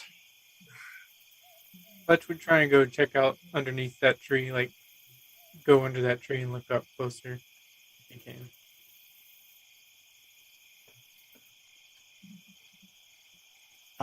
Make it either acrobatics or athletics to try and get a little bit higher. Oh, I have slippers of spider climbing. Oh, you just get up there. Ooh, okay. I love the gadgets. As you get Swiss Army closer man over here to these tree branches that are broken, you can like feel the weight of the part that's still connected to the tree, and it doesn't feel like it would give easily under any normal circumstance. Like obviously most of y'all could just stand there and not have to worry, but for some reason the branch is just like snapped heavily, and there's a couple more off in the distance from where you are, but similar breaking. How high up is this branch? From where you are with your slippers, roughly 100 to 110 feet, just up a tree. Are they all about the same height? Yeah, roughly, as if they were just, Narutoing their way through the forest. Arms flailing and everything. You never know. All right, I would hop down and let the team know what I saw. Fungi that smells horrible and makes you woozy and kills things around it, plus broken tree limbs, plus notches and from a huge freaking guy. Yeah. Like I said, I didn't get a good look at what that thing was, but the more we know, the better. I'm going to start trekking my way through the blood path, the blood splatters. Was this thing like a humanoid? Was it bipedal? Did it walk on 4 legs? How many eyes did it have? It was a big blur of shadow. It didn't move like it was human. It didn't move like any beast or thing I've ever seen. And Galileo, it was like close to 6 before you got back. So the sun hadn't even set, and when you were back here, you still couldn't get a good grasp. Like it was moving so quickly that your eyes were just like, okay, something happened, and gear's been hit. Now gear's gone. Like everything was happening very quickly. It was also extremely fast. You could miss it if you blunk. So you stole my line. No, I'm kidding. Galileo starts to walk down the trail of blood, and he's going to look back at Zaysa, who is still very quiet. Just check on her visually. Okay. I'm just following around, just looking, seeing if anyone needs anything. But DM, I would say that Galileo has files on all of his team's members, including his own. I would know Zasa's strong points, right? Her specialties. Yeah, like what she's good at, why essentially Gear found an interest in her even being introduced in the Arbiter program. Like, yeah, you would essentially, as like the team captain, you would know what your team's capabilities were. Diane, could you tell me Zasa's specialties? or not? I don't know. I'm a rogue. You're But you could look at my special. character sheet. Stealth, reconnaissance, things of that nature. I don't know. I do rogue things. Fair. What did you need me to do? Out of character, I don't know. I was just trying to think of something, but okay. All right. Well, as when he looks back and sees that she's fine, he'll just continue to walk the path of blood. Oi, Galileo. Yeah. How many miles do you think we're out from where you were? DM. Roughly the equivalence of however quickly you would travel in an hour and a half without exhausting yourself, just perusing through the forest. It's roughly about that distance. When you left the camp, it's not like you were all in a rush to go in a direction because you didn't exactly know which direction you were going into. And then when things started to pop off, like, I see. here we are. I relay that in more of a leader fashion. Yeah, it's like, but yeah, maybe I share.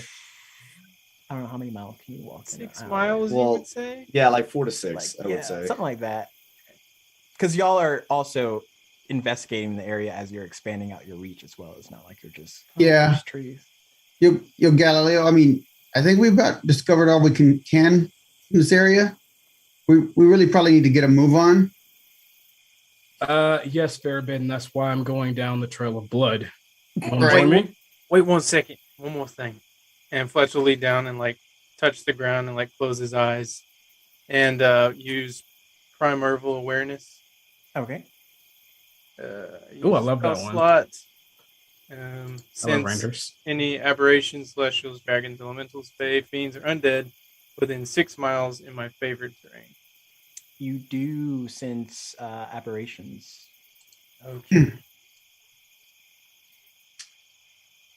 Right. What you got there, Fletch? I'm sensing something I don't like around here. Would they be called? I sense aberrations of some sort. Yeah, aberrations typically are like monstrosities, creatures of ill content, typically between neutral to evil. You're not like necessarily sure. Most of them are just forces of nature. But yeah, you sense them ahead. Like mind flayers. I sense aberration type ahead. I don't know how many or exactly where, but they're there. Yeah, that's not good news. But it is news. Yeah, you got that right. We go with caution, and I think I look at Zasa and Fletch. You two are the stealthiest of our group. Can you two scout ahead? I'm not sure about you, Fairbairn, or you, Siegfried. I'm pretty stealthy. I'm bringing up the rear though. The armor ain't gonna help out a whole lot. And while I do that, I'm just like patting the armor, like it ain't gonna do that much. I'm gonna go look ahead and hit myself with 5 points of lay on hands to cure the fall damage I took, as well. As well as cure any disease or neutralize any poison that is affecting me. Okay, Good your idea. vision comes back to you. Good idea. I'll go. Like ahead I and was sneak gonna let that. sneak I was gonna let the forward. pain ride, but I was like, nah, I need to cure this Okay. shit. What was that, Uh, Zasa? What was your sneak? Or did you roll the sneak? No, I Oh, was just saying I was gonna go sneak. Okay. Left or right? I just left. I moved forward. By the way, she didn't go. I just do a telepathic message to Zaysa. Remember to communicate with your team, Zaysa, before you disappear, please. 26. Okay. You're pretty stealthy. I got 18. Okay. Still pretty stealthy. You see as Fletch and Zaysa kind of move ahead into the area, you can barely faintly, Farabin, you probably can hear a little bit better, but in a way their movements are very silent almost. They're purposely not stepping on twigs, things of that nature, as they're maneuvering through the forest. And as you get closer, all of you, Fletch, first thing that triggers is you sense the presence of aberrations getting closer. Farabin, you hear a lot of movement. And the rest of you, I need to... yeah, everyone just roll for initiative. Here it goes. I'm sorry, I couldn't hear you. Just everyone roll for initiative. All right. Do I have any cool things for initiative? Let me just do a quick look. Anything that can help. I have my number whenever you're ready. Okay.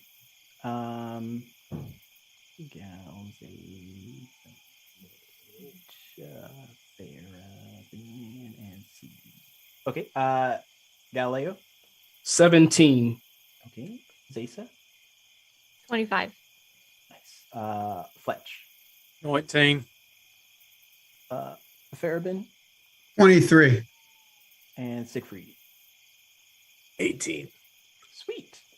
So all of you notice off in the distance there is about 3 of these weird looking plant creatures kind of maneuvering through the forest at a rapid pace. At present, they are about 45 feet away from Zaysa and Fletch, I would say, and then another 10 to 15 from the rest of y'all, 20 possibly, depending on how far back you are. But you see these 3 plant-like creatures just maneuvering through plants, hopping over branches and stuff. But you do all have a hand on them because they don't seem to have noticed you yet. Is there anything that any of you want to kind of pop off, prep before we actually start initiative roll? Shield out, hammer in hand. Okay.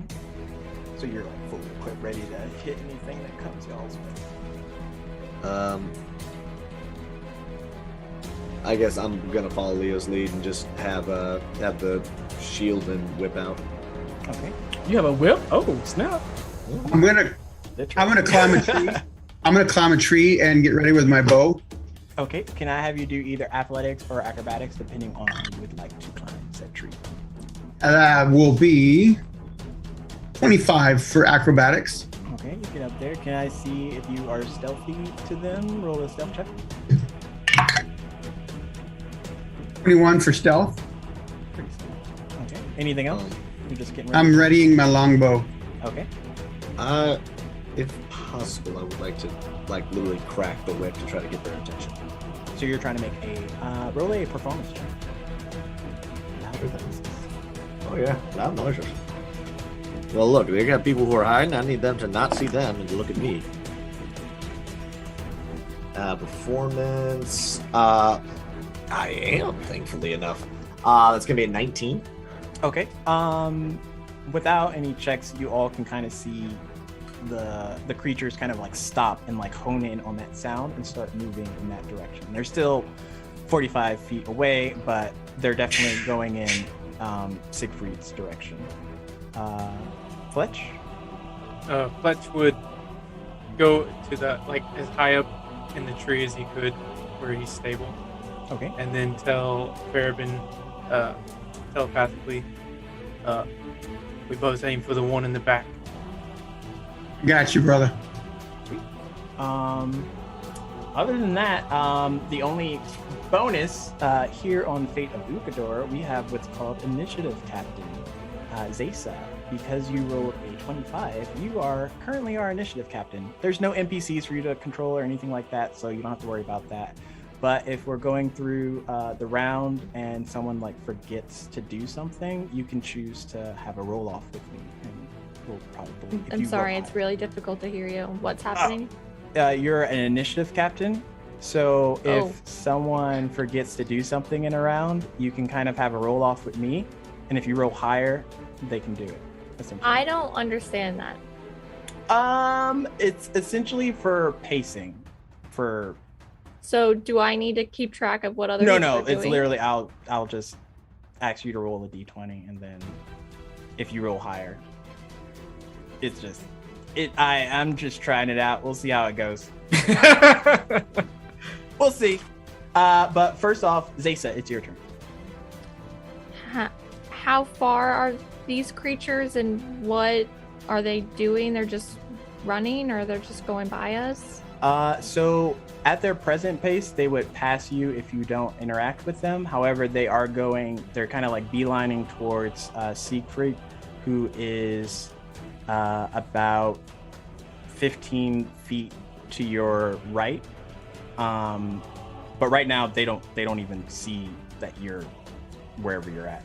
Yeah, so what are they? They're a type of plant. You can roll a nature check to see if you would know. No, I wouldn't know what it is. Okay. Okay, I will throw 2 psionic blades at them. Okay. Roll to hit.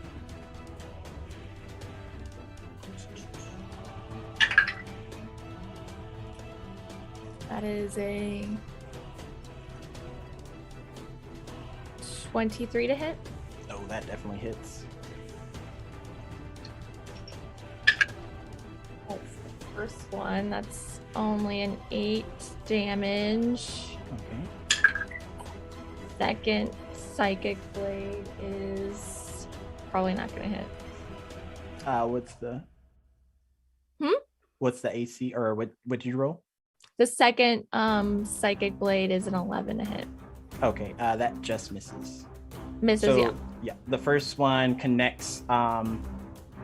Oddly enough, does it notice you?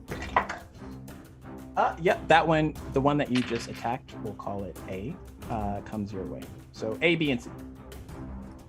What? The one that you just hit noticed and is now redirecting itself to your attention. So okay. The other two are still going for Siegfried, but this one's coming towards you. Got it. Okay. Anything else for your turn? Nope. Okay. Next is Farabin. I'm going to loose an arrow from my longbow at the one that Fletch and I had previously agreed. I'm not sure if that was the one that she attacked or if that's one that's still going for Sigrid. Okay. Which one was that, Fletch? The one in the furthest back. Okay. The one that's furthest back then. Okay, C. That's a 21 to hit. That hits. Also, did you roll, because you stealthed it up, advantage? Oh, no, I didn't. Okay. Let me do that again. Yeah, that one's worse.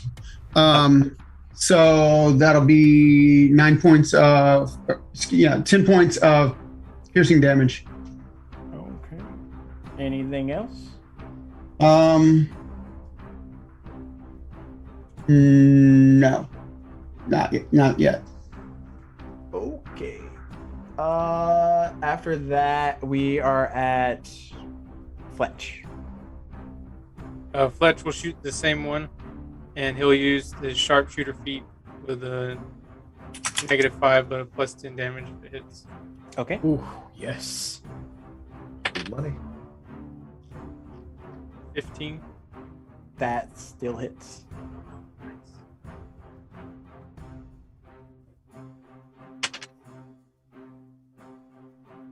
18 points of piercing. And is that with the +10? Yep. Okay. Anything else on your turn?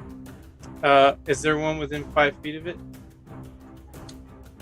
Yes, the one right in front of it. So one that hasn't been hit yet. Then I will use my Horde Breaker feat or class action and attack the other one within 5 feet. Okay. Roll to hit. I don't know if this would.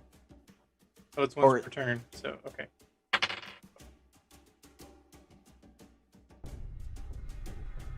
14.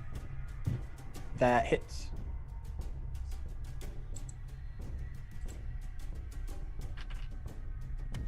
Ten. 10 points of damage. Sweet. Anything else? That is it. After Fletch comes Siegfried. Okay, so A is going after Yeah, A is starting to veer towards Zesa. Zesa, and then the other two are still coming to me. Yeah, because the people that shot him are still behind you. So yeah. Cool. I am going to, as a bonus action, cast Compel Duel on Just to the first one you see. on or- on A. The one Okay. the one that I notice is not looking at me anymore. Like the other two are still kind of looking at me, and I'm just kind of looking over Leo.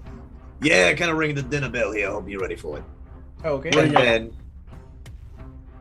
What's the type? it's a wisdom save of 15. It's 3. 16. 16, so it's saved. So it doesn't fucking matter. Hey yo, hey, look at me. What you doing? Does not care. So with that, I'm going to just push forward because it's actually no, because it hasn't moved. I'm just gonna slowly start kind of walking forward, still cracking the whip, like I'm moving my 30 feet, shield in one hand, whip in the other, just still doing like just literally the bullwhip, just crack, crack, crack as I'm walking forward. Okay. So you're trying to draw his attention. And then- Anything else? As an action, I'm going to take. I'm just gonna take the dodge action. Okay. And you used action surge, I imagine. I'm sorry. Or did you use action surge? No, that was a bonus action for the spell. Oh, compelled to. Okay. Yeah. Yeah, it's a bonus action. Yeah. So I did the bonus action to try to compel it, to try to get it closer, but it said "fuck you." So I'm now just walking at it, cracking the whip, and then I'm using the dodge action. Okay. It'd be like that sometimes. It'd be like that, you know. Sometimes they don't want. He don't want the. Really, he just don't want the smoke. That's what it is. Like, that's what it boils down to. He's like, nah, fuck that. That guy's gonna hurt me. The Hey, old you hear that 1-2. You hear How that whip? Far forward are you moving? I'm moving 30 feet. Okay.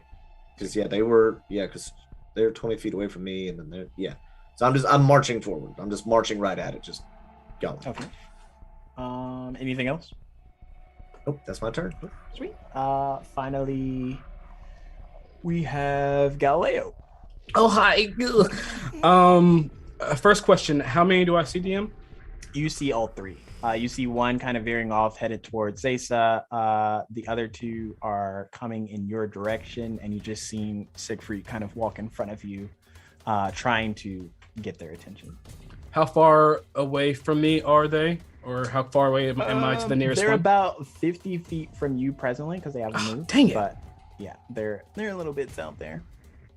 All right, I'm going to start making my way up. I have 30 feet of movement. Yeah, that's right. Okay. I'm going to start making my way up, banging on my shield. Hey, over here! Boom, boom, with my hammer. And after I move up 30 feet, I have...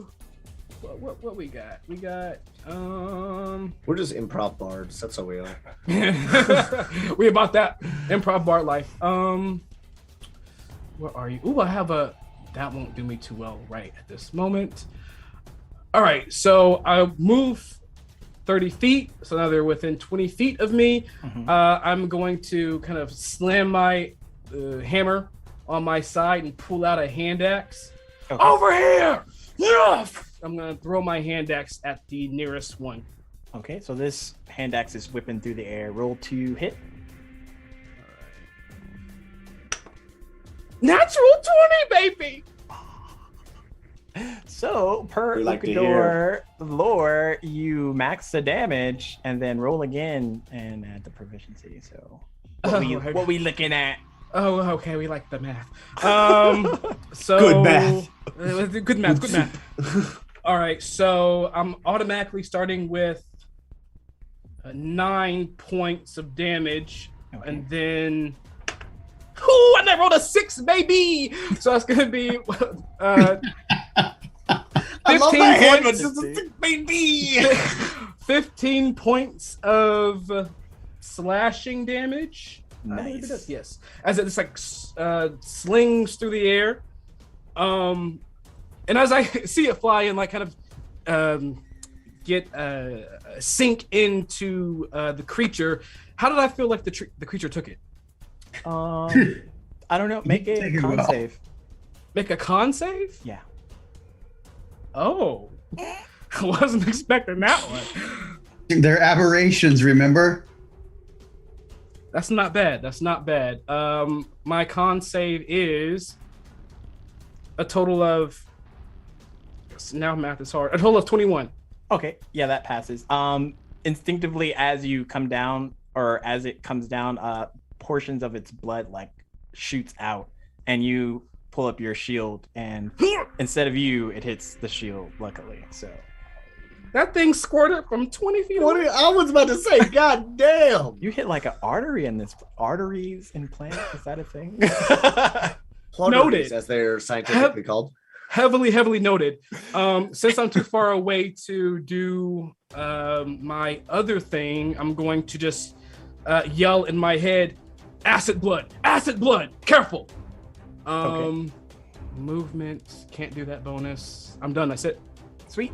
So the one that you hit with the axe, it doesn't look happy.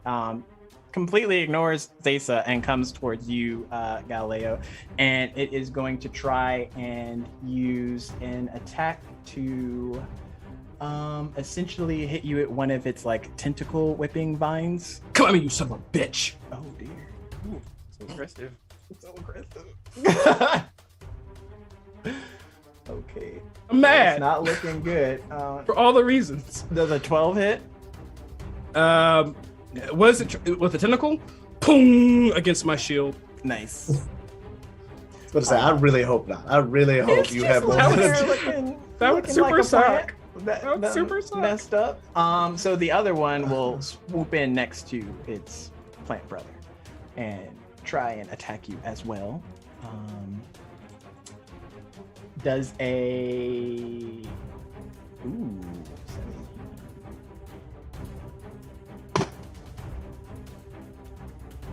22. Does that hit?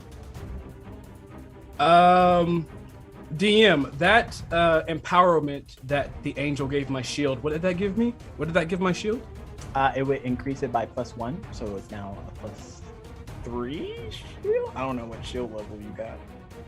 It's essentially 1 plus higher. So as that 22 comes my way, boom, against my shield again. Nice. Angel's like, I got you, the fortress. I got you, fortress. I give a mental wink. So that misses. You just mentally wink at this fucking thing. The other one Just still is connected, going to I try and nope, pass you and go towards Siegfried. You do get an attack opportunity because it's dumb and it's just gonna beeline it past you and its friends towards. To me, right? Yeah. Well, it's gonna pass you to get to Siegfried, but you can whack at it. This is the one that just attacked with my there goes my screen. With my my no, hammer. This is the last one, the third one.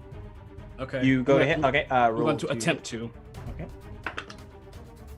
Ooh, that's not great. That's not great. Yeah,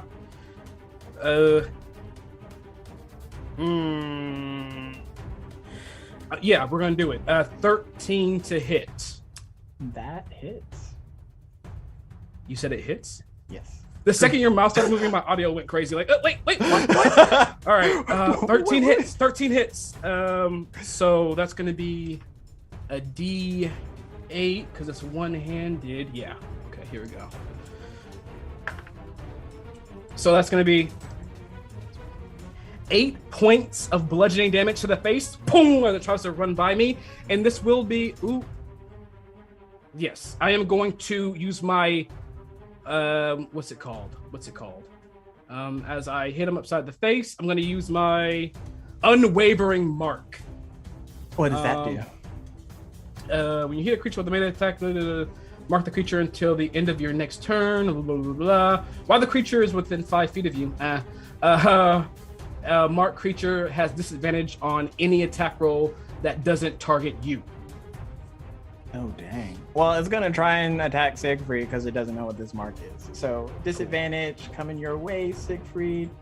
I mean, yeah, it's double disadvantage at this point. Because I took the dodge action. So. Oh, gosh. But hey, I appreciate it. It just pans out to disadvantage. I know. Okay, so math is hard. Does a 21 hit? Yes, it does.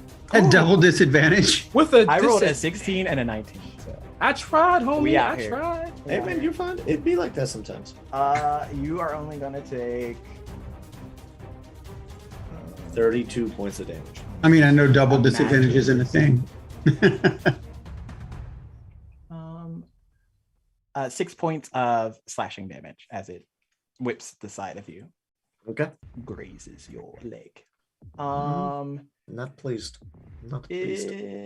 That's all the attacks for them. Back at the top, Zesa. So you watched as this plant-like creature first comes towards you because you hit it with that psychic blade, but then obviously Galileo and Siegfried are closing the gap, so it redirects, goes and attacks. Right now, there is the first and second one at Galileo, which is about 15, 20 feet away from you. And then there's one at Siegfried, which is about another 10 to 5 feet away from all the Right, others. I'm gonna psychic blade the one that I was originally Hitting? Oh, okay. hitting. That's by Galileo. Sweet. First one. If you're attacking the one that's next to me that I've marked, you have advantage to hit it. Ooh. I was to say, is she still hidden? Well, and she's a rogue, so I think you get. I was gonna say, there's like advantage anyway. Yes. At level 3. Yeah. Okay.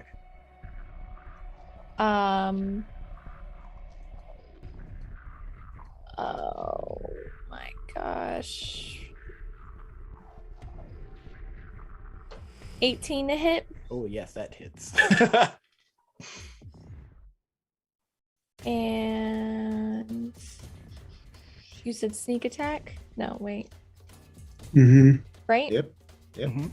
Sneaky.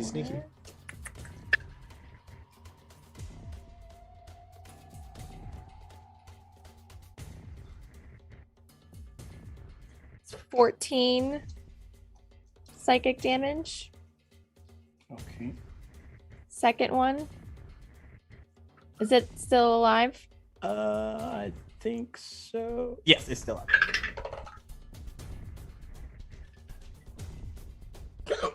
Oh, excuse me. Sorry. Getting choked up. It's fine. 25 to hit. Oh yes, definitely.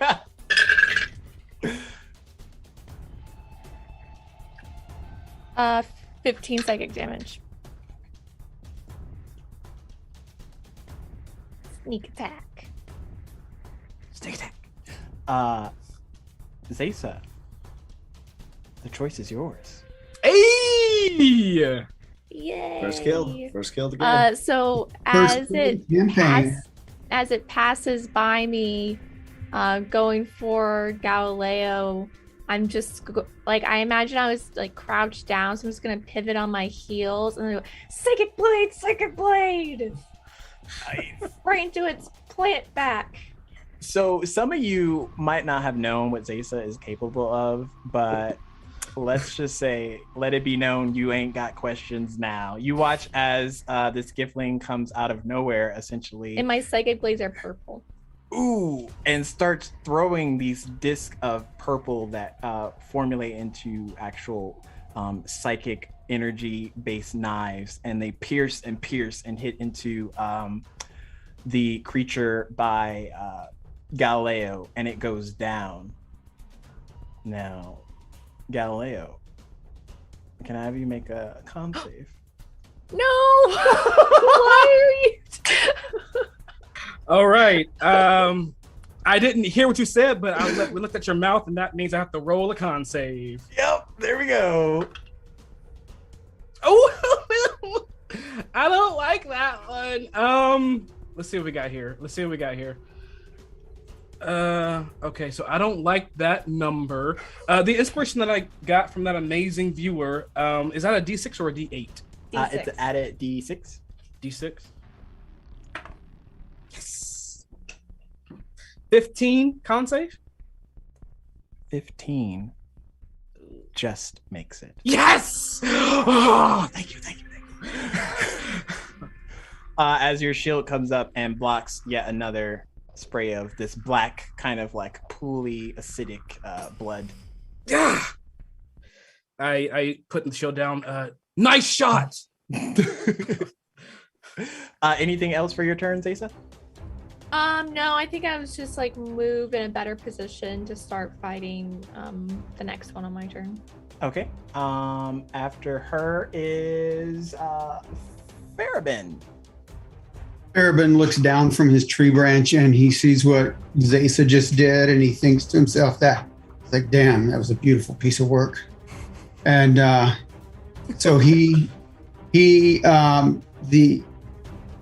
takes off and he runs down this tree branch and he drops down on top of the creature that is trying to attack Siggy. Okay, I see what you're trying to do. Athletics or acrobatics? How are you trying to? Acrobatics. Okay. 17. Yeah. Roll to see if you can hit.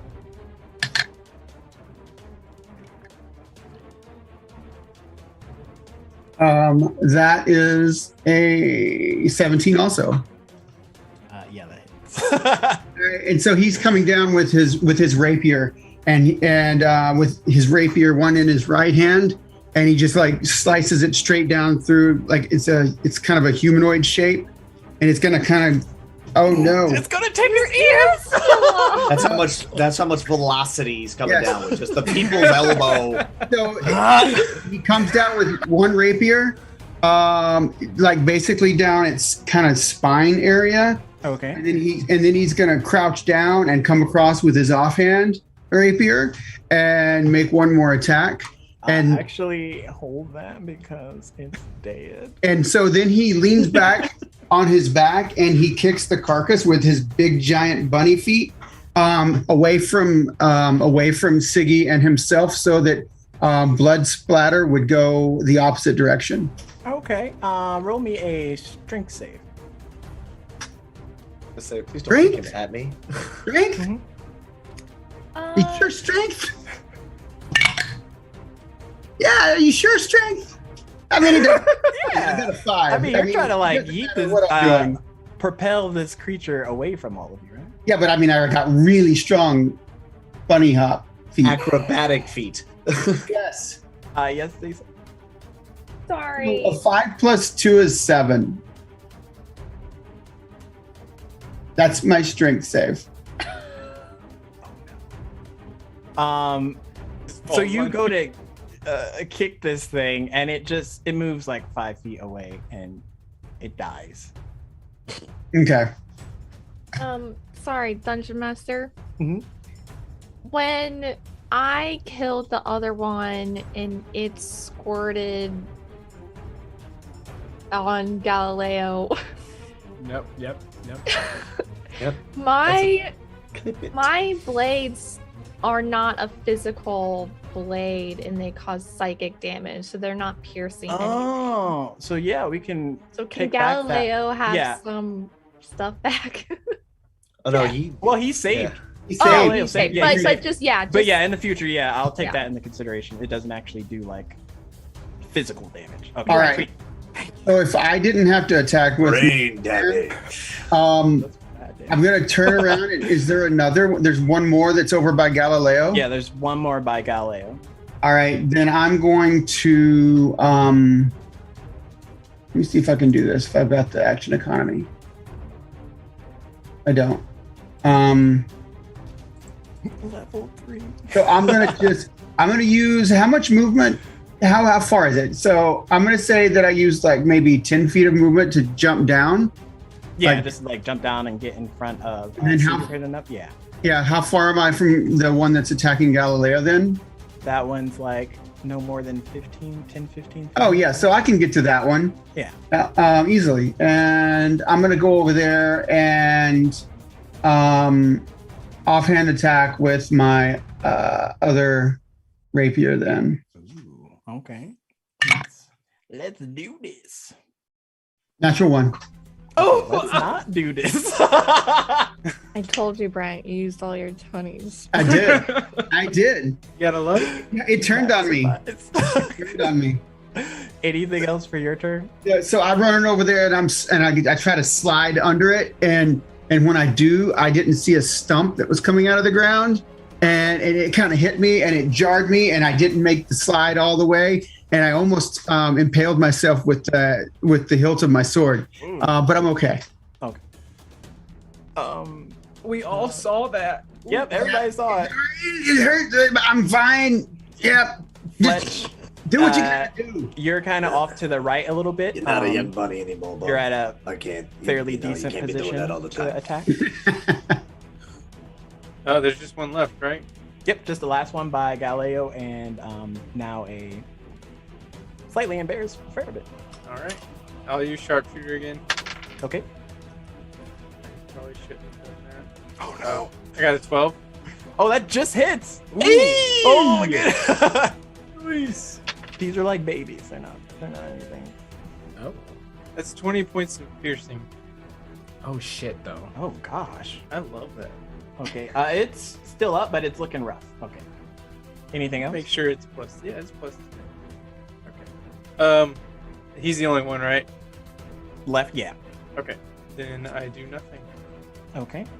After Fletch, we are Siegfried.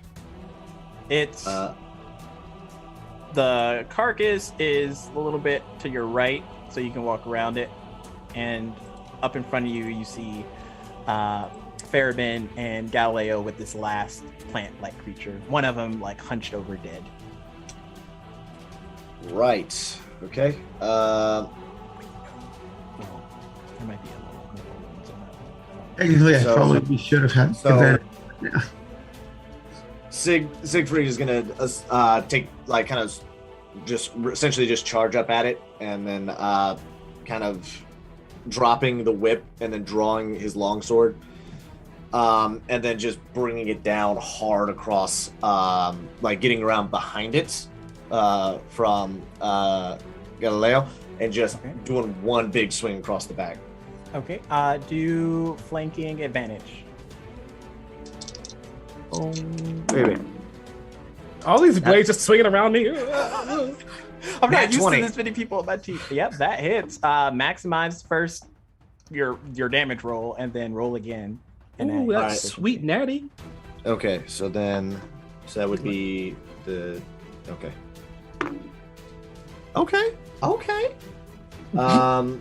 So that would be 14 would be automatic, and then plus another 7, so that's 21 points of slashing damage. Oh my god. Jeez. Is it still standing? Are you a rogue too? No, the choice is also yours. Hey! Get him! Right in 2. I'm 5'3". I ain't hitting this thing at the top. It's just right in 2. Just Okay, so like diagonally, so it slides down like that little goop monster thing. Just blah. And I understand I'm gonna have to make a con save here. oh no. I'm just asking for a friend. You know you just did this by 2 of your teammates, right? Okay. It's I'll going make in con the. save as well. Wait, Con I save from Fairban, Galileo, and Siegfried. Oh, why do you keep pressing my lock? Hey, man, I got slashed. That's all I got. It's either that or a whip. And I figured the sword would be a better play than the whip. 15's the DC. 16. Oh, 17. nice. 15 on the I die. ain't gonna Nice. add nothing. Well, 19 altogether, but yeah, 17 on the Nice. die. This one just gives out like a pulsing, and it dies. Takes the shield. Just... Stink plants, quartz plants. I would like to think that both me and Siggy like did the same thing with our shit at the same time. Just You know, they really do come in handy, but God, you know, just cleaning them. It's just so like it gets into the leather on the backside. It's just Right. the odor. And I like wipe it on the nearest tree. That tree's like dead. No, I'm joking. That tree is getting corroded, but yeah. The area around these creatures, you all are no longer essentially in combat, but the area around these creatures, the blood that's kind of like dripping or oozing out of any of its wounds is killing the ground around it. Yep, Siggy gonna take a couple steps back. Yeah, don't inhale that. That will it's gonna fuck you up. I'm gonna clean my blades off and with some plant matter over that I'm finding. Poor Forrest is just like Hey, using us as tissues. What do you want me to do? What you want me to use my things? No, this is the past. It doesn't matter. All this was meant to be. That's exactly That's what our job is. Our whole job is the past. What are you talking about? I don't know what you're talking about. Don't listen to him, Zaya. Don't listen to him. Broken. What do you mean? It doesn't matter. Okay. All this would happen before. It's fine. Sig is gonna turn around looking at Zaza. Hey, you know, you're a pretty good shot for a rookie. I mean, I might have just being new to this, but I've been, you know, sneaking around for some time, so. You do beautiful work. Yeah, I Thank would you. tell a lot of people that. Just, yeah. I'd be proud to have you on my team any day. Fair Yeah, enough. she's on all team. Well, that's you should be I'm happy. just saying, if you want to trade up, I'm sure I could kick one of my guys off. I got a Griffin who's an asshole. I think that would be a If trade you want down. another trade. Trade down. Really? Are we really want to do it? We're currently on a mission to save one of your guys. You know what? You really though? want to talk about trading down right now? While Leo, Siggy- no offense to you, but while the other two are hyping up Zaysa for her first battle with us and everything, I'm gonna look to Fletch, just kind of give him a wink to let him know that I saw him too.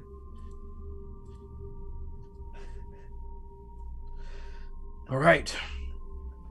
I'm going to really look at this body now that it's, you know, in place, non-moving. What can I make out? Make a medicine check. If anybody wants to help, you can roll with advantage. Everyone's like, I ain't touching I that. mean- I'll be over his shoulder, and be like, yeah, don't touch that. Don't touch that. I'll help. I don't know if I have anything to help with. I don't want to touch it, but Yeah. All right. Since Do a nature You got, check. you got any more toothpicks? We can poke it. I'm gonna use my blue die for me and my purple fey die for. Yo, does your angel have any like analysis scanners? Well, I can only let's see what we can do first before. Well, we use know up it's our resources. We know it's an aberration. I'm glad you have a starting point, Farabin. So my I got that from Fletch. medicine, 19 total for medicine. Nice. So with this being a fresh body, well, these all being fresh bodies, you see as the kind of blood in its body, when it comes out, it's very thick and viscous, almost has like a life of its own. It's not moving or anything of that nature, but it's very coarse as it seeps out. Anything that you're noticing that is of organic matter around this is just instantly dying off. Not even. So like steel doesn't hurt steel? Your weapons, the ones of you that have used your weapons, as you clean it off on plant matter and things of that nature, you kill the plants obviously, but your weapons are fine. They don't. I'm gonna dip some of my steel-tipped arrows in their blood. Okay, make a sleight of hand check. can I bottle some of this? Can I get a vial of this? You can try. Make a sleight of hand check of your own. I will. 18. Okay. 18. Yep, your arrowheads are now dipped in this. Uh-oh. It's a nat 20. Oh, What do you nice. Man, that As you're laugh was doing like that, a ooh Zace's laugh. just like, how many vials are you trying to get of it? As many as I can. I Okay. mean, I think maybe 2. I don't want to go go crazy, but let's Okay. say 2. So you're able to get 2 stoppers. You're not sure how long that stopper is going to last, but you're able to like secure 2 stoppers with it. You make sure there's a decent amount of distance between it and the top, so it doesn't just immediately try and eat away at it. But you tuck them away and store them safely. But yeah, you're able to get 2 vials of this corrosive fluid of some sort. Two. I put my I got 10 arrows dipped in it, right? You Is that did good? all 10? Okay. Yeah, I dipped 10 of them. And I put them in my efficient quiver, so like they're not actually touching anything that They're would just in corrode. like a stationary space. Okay. Yeah. The tips are just out in the air. Well, they're in the actually in another dimension. An efficient quiver is kind of like a bag of holding. Sweet, yeah. Nice. All right, well, hopefully the rest of this goes as easy as that. DM, I don't know if this would help with my preserving of this, but I do have a poisoner's kit. Okay, there's probably gear in there that's Like better vials that you specific would have used. Yeah. That Okay, cool. would prevent Blast it you. from eating through. So yeah, I say you use 2 of those. All right. Shall we keep moving? I think we should do the same that we did. Zesa, Fletch, Farabin, can you scout more? Yes, of course. Yeah. I'm already up here, so will sneak ahead. Arbiters, if I may, I have new information. Let's hear it, Confirm. Angel. The blood trails. It seemed to contain traces of Rosarium.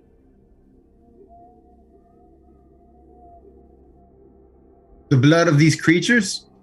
No, the blood of the individual you are tracking. Gear has Rosarium in his blood? You all have Rosarium in your blood. Oh, that makes sense. Yeah. I mean, we have to use it in order to get back. That makes sense. Yeah. So it was Gia's blood, essentially. Or at I least am somebody who would... Wait, noticing similar traces of it, roughly half a mile ahead. Excellent. Thank you. Fresh Angel. blood? Is it fresh? I would need to be closer. Then let's get you closer. Lead on, Fletch. Angel better I'm not be sorry. taking my Leo, job. You're giving the orders, Leo. I'm sorry. It's just, force of habit. Or Yeah, so- I've been having to bite my tongue all day. All right. Go ahead, team. We'll be behind you at a safe distance. Right. Siegfried's also going to stealth up. Oh, what? I'm gonna use my luck. Okay. This guy's no reason. Just cut. Because no reason. Natural 20 that time. Okay. Nice. Oh, nice. I used some inspiration just because I wanted to use it. So I got 28. Nice. Y'all are pretty sneaky, I have to say. Siegfried getting 18 on the I'm stealth. bringing up the rear. I'm just still watching our 6. Okay. Roughly half mile ahead as you were instructed. Fletch, it matches up to where you would have taken them as well. Angel's like, I'm sorry. You arrive and there is a large pool of this blood, and it does seem to be relatively fresh. Like within the past 3 or so hours, and you know if you've been traveling in this forest for at least 3.5 of that, so it's recent.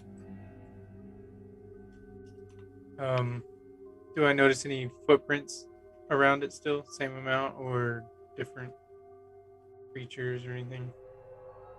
Make a survival check. 15. Okay. You notice a large foot. At first, for those that aren't familiar, you would almost suspect them to be kind of like just general orc footing, but again, most of them don't wear shoes. But on closer analysis, you realize the texture of the footing is kind of familiar. And by familiar, it's great. Gears. Is he the only prince I see? There's some animal prints, but other than that, it's just that. Are they going off anywhere in a direction? So as you look further along, you see like a couple of twigs and things of that nature. And similarly, when you look up, there's more breaking in the branches and the trees and things of that nature. Found Gear's footprint over here, as well as more blood. But the trail keeps going ahead. I say telepathically.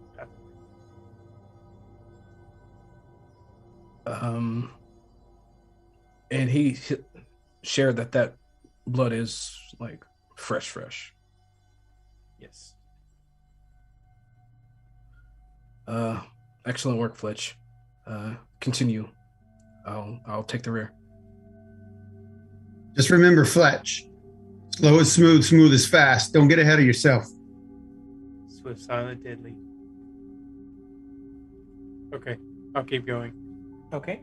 As you continue in, there is a cave up ahead. Very small cave, but cave nonetheless. And Galileo, that's when it clicks that this is pretty much the area where you all got attacked last. This is it. This is where it happened. Be on guard.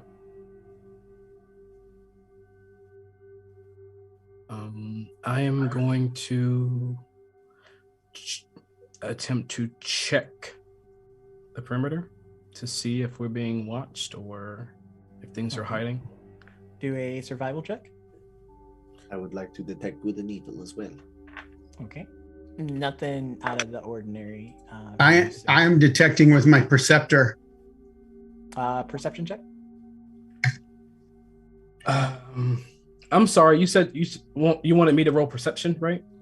I think so. Yes. Okay. Total of 23. No, Survival. Survival. Survival. Okay. Total of 23. Yeah. Okay. 23 as well. Okay. You aren't being watched, but you are getting like a sense that something is here. Do I hear anything with my 23 perception? Not anything audible or anything that you would consider to be living. I want to sneak up closer to the cave. Okay, roll a stealth check.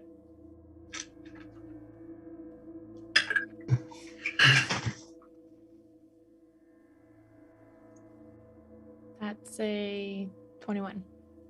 Okay. As you get closer to the cave, what's your passive perception by chance? 17. You see something kind of like glisten in just the base of the cave. It's not a very deep cave, maybe 20 feet maximum deep wise, but roughly halfway in, there's just like this shiny object. Like an object like that's metal or something that's like covered in a liquid? Probably more leaning towards the metal, but you're not sure from where you're at. It doesn't look like it's a pool of anything or anything Okay. like that.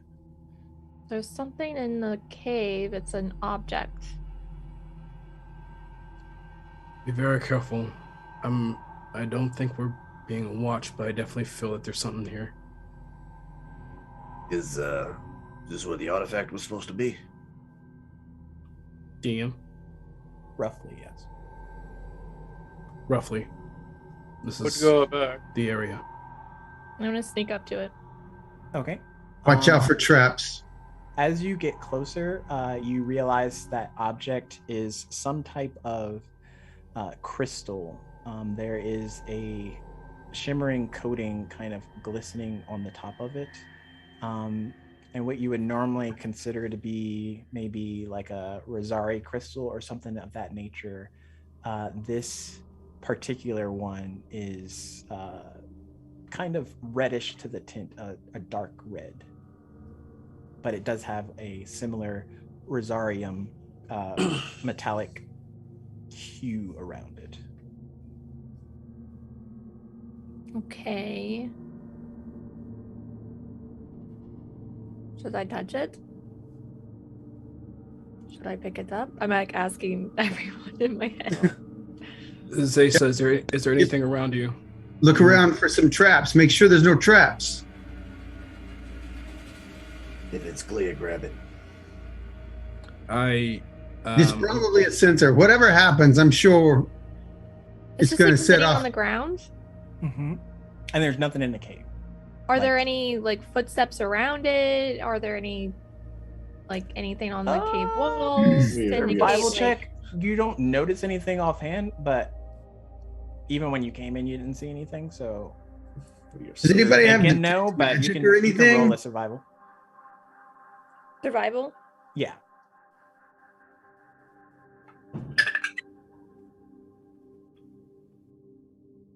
$18.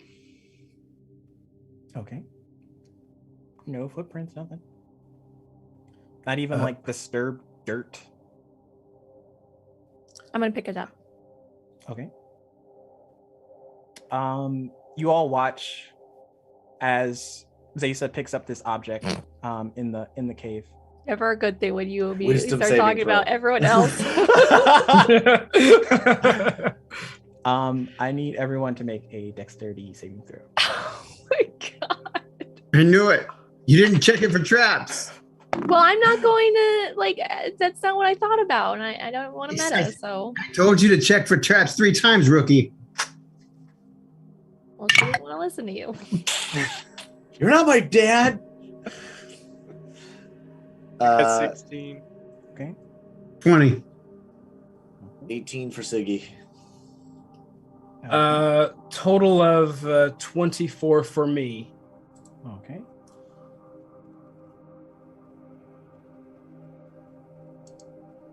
Are we missing anyone? Zaysa, sorry.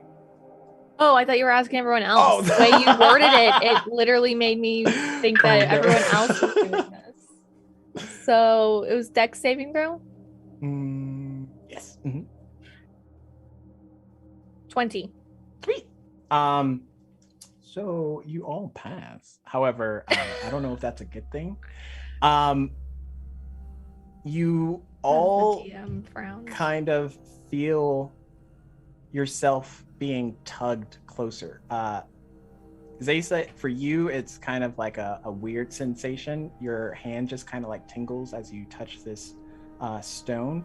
But the rest of you, like if you're in a tree, you feel like your body's getting tugged, and notably as you look, you are getting tugged in that direction. If you're hiding behind something, it'll push you against the object and even move you around. It's almost like a magnetic force compelling you all to get closer to this object. Well, this sucks. As I'm trying to kind of fight to not be sucked in, I take out Angel with a strong grasp. Angel, what is this artifact? It does not seem to be anything from this location. It is a future item from what I can initially grasp. My reconnaissance would need more information, however. It is not something that I have in my databanks. Thank you. I put it back. As you're being like walked close. Yeah, Sig is like digging his heels in and is like full of like digging his heels like he's back on his ass, heels dug in, shield behind him, like trying to drag on the dirt. Like, all right, I don't know what the fuck's going on, but somebody needs to turn that damn thing off. Well, I want to see like if it's like heat censored or like touch activated, so I'm just gonna place it down and see if anything changes. Okay, you set it down in that area, and the pool stops. You all are wherever you were. Okay, maybe don't pick that up again until we like figure it out. Oh. I'm gonna walk into the cave with Zesa, and I want to be right next to her where the thing is. How big is this? It would be about half the size of this, so like this size, and enough to like grip in your hand like a cucumber or something like that. With. I want to take a plate for my mess kit, and I just want to like scoop it up on the plate. Okay. So you have like this unidentified foreign object, just kind of not touching it, and it's just there. Yep.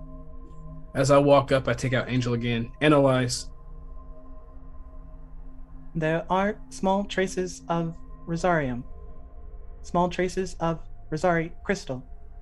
Small traces of unidentifiable component. Large traces of corruption. We know what that is, right? Yeah, with the lore and everything that went from... Yeah, you would all... Shit.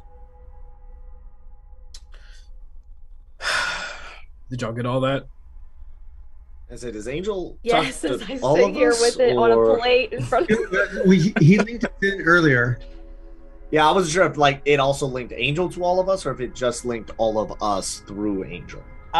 It still linked all of you. The cusp of it might be reaching the hour here shortly, but you can all hear each other's thoughts.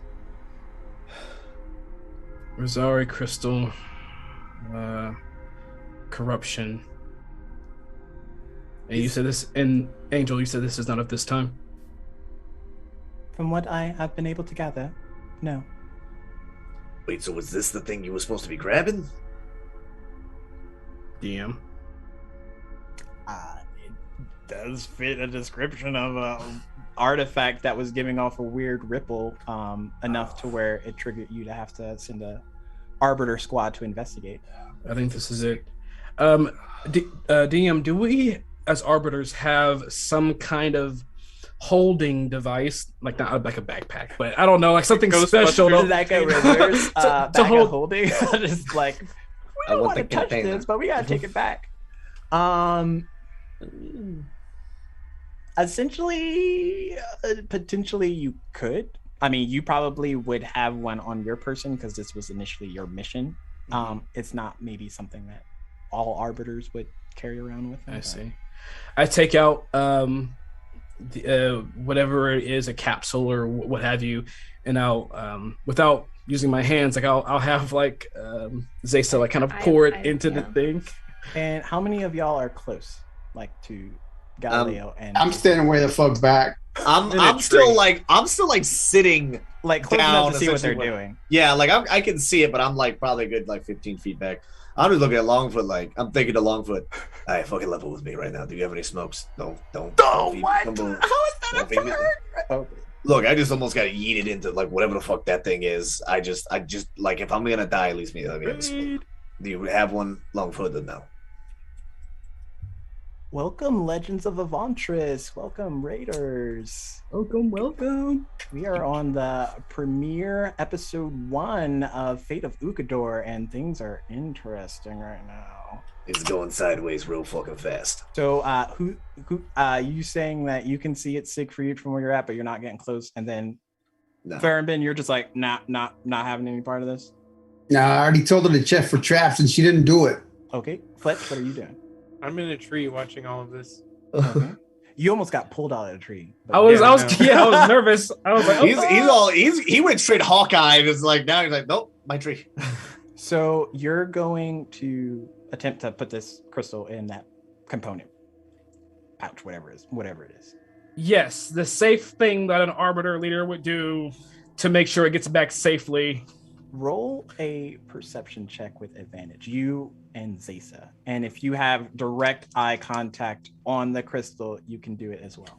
Oh, natural 20, baby! I'm rolling a perception. Yes, with advantage if you can see the crystal. Okay. Yeah, it's on my plate. Well, yeah. I'm just talking about for like Tree Boy and like Yeah, he's yelling. Essentially, he's buddy yelling. hops. Yeah.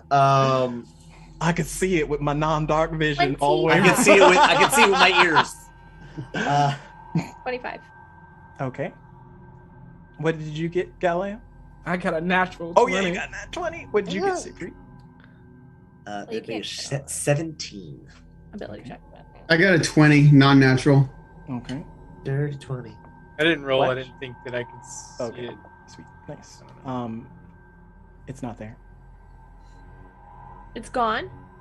You blink, literally blink, and in the process of this object about to traverse into the component pouch, I'll just call it that, it vanishes. And you know it didn't get close into it. It's just not there. I take out my shield and I like look around the cave because I know that thing that we were looking for is super fast and shit. And I'm just looking. What happened? Ask Angel. What the fuck just Ask happened? Angel where he went. Angel, do you still read the artifact? The artifact is no longer on this plane. Well, shit. What the fuck do you mean? Oh shit. Where is it? It is gone, Fortress. I am unable to read its readings any longer. Are you picking up gear? I am Do you picking feel- up something, Are you picking up his signal? not Gear's signal. Another signal. What do you mean another? Shit. Siegfried's is- back. Another arbiter? Sig gets back on their feet. An anomaly, Ah, shit. roughly Analyze. 30, 20. Yep, on feet, 10. whip out. On your feet, everyone, on your feet. And I'm just getting ready for anything. Dodge action. Don't like it when AIs count down. Oh god! I'm hiding Yeah. behind Way Galileo. Oh yeah, I got Something's coming. I need I got the everyone whips winding up. to make an intelligence saving throw at disadvantage. Disadvantage. Then Oh, no, I'm no. proficient. That's my look. Okay. If you have it blurred in, you can roll regular. If you have it blurred in, what is If it? What you're do you mean? Build it. proficient at it, you can Oh. roll regular. Oh, Fuck. so I got Alright. 13. Got a nat one. That's not bad. I got a total of 18 with disadvantage. 13. 13. Okay. 17. Okay. I want you to know I rolled a 20 with that. I hate you a little bit on the inside. You got minus that hard? Who hates you? no, Disadvantage. You said you had disadvantage. Oh, you rolled it. Okay, never mind. I thought you Yeah, I was got gonna like say, minus wait. 2 to that. I'm like, what the heck? Or like minus Fletch. Got a nat one. No! No! My baby boy in the tree. My brother from another mother, no! So Farabin and Zaysa, what were yours? Just to jog my memory. I got a 13. Okay, I thought you just. Who has the higher dex? I have an 18 deck. Same. Okay. Sweet. Galileo. Yeah. You see a pulse of light erupt in the area. And it shoots out. It hits into Fletch. And you watch as his arbiter capsule shatters. And the Fletch! content inside of it disperses. And as that light hits him, he too disperses. What? It pulses out. It hits into Siegfried. No! Same thing. First, his way out, and then him. And you know roughly what's about to happen. I'm gonna run over and I'm gonna shield Zasa's body with mine. Okay. Zasa, roll one more intelligence saving throw straight. Actually, help. Advantage. No! Fuck! I got a 17. Okay. No, 18. Sorry. And what was your initial one, Galileo? My initial natural 20 plus. Yeah. So Okay. now you can kind of see this as well, Zasa. It's almost like for you and Galileo, time is coming to a halt. Everything's moving microscopically slow. You can see the details in the hairs in the back of Galileo's neck. Like it's insane how attuned all of your senses are right now. But it rips through Fletch, it rips through Siegfried. Finally, it rips through Farabin. No! No! And then it pushes out, and that pulse just brightens out, and both your vision and Zasa's vision just goes to black. Shit. And that's where we're going to end it.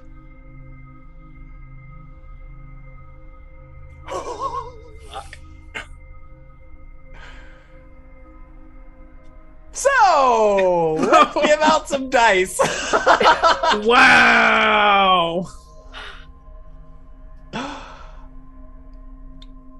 Damn! I do not take kindly to this disrespect.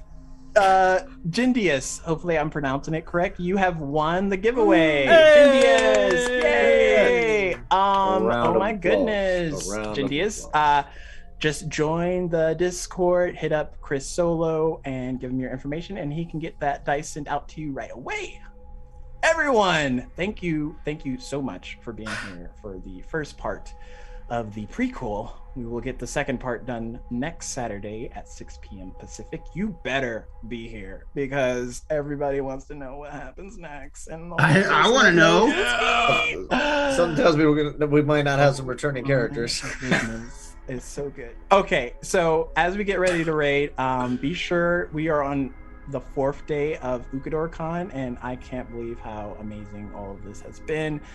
We still have Sunday and Monday of more events, so be sure to hit us up as early as I think 8 a.m. Pacific for the champions talk that we're gonna go through. Probably some PvP between all of us Ukodor Fabled42 community members, but yes. Let me see if we have a raider. So we gave away the dice. Showtime's 8 a.m. Champions of Ukodor, and the next Fate episode, I already told you, it's next Saturday, 6 p.m. Pacific. Be here. We need to know. We need to know what happens next. Chris, do we have anybody that we're rating? Because I can just shout them out here. Sweet. Okay. Bye. Bye.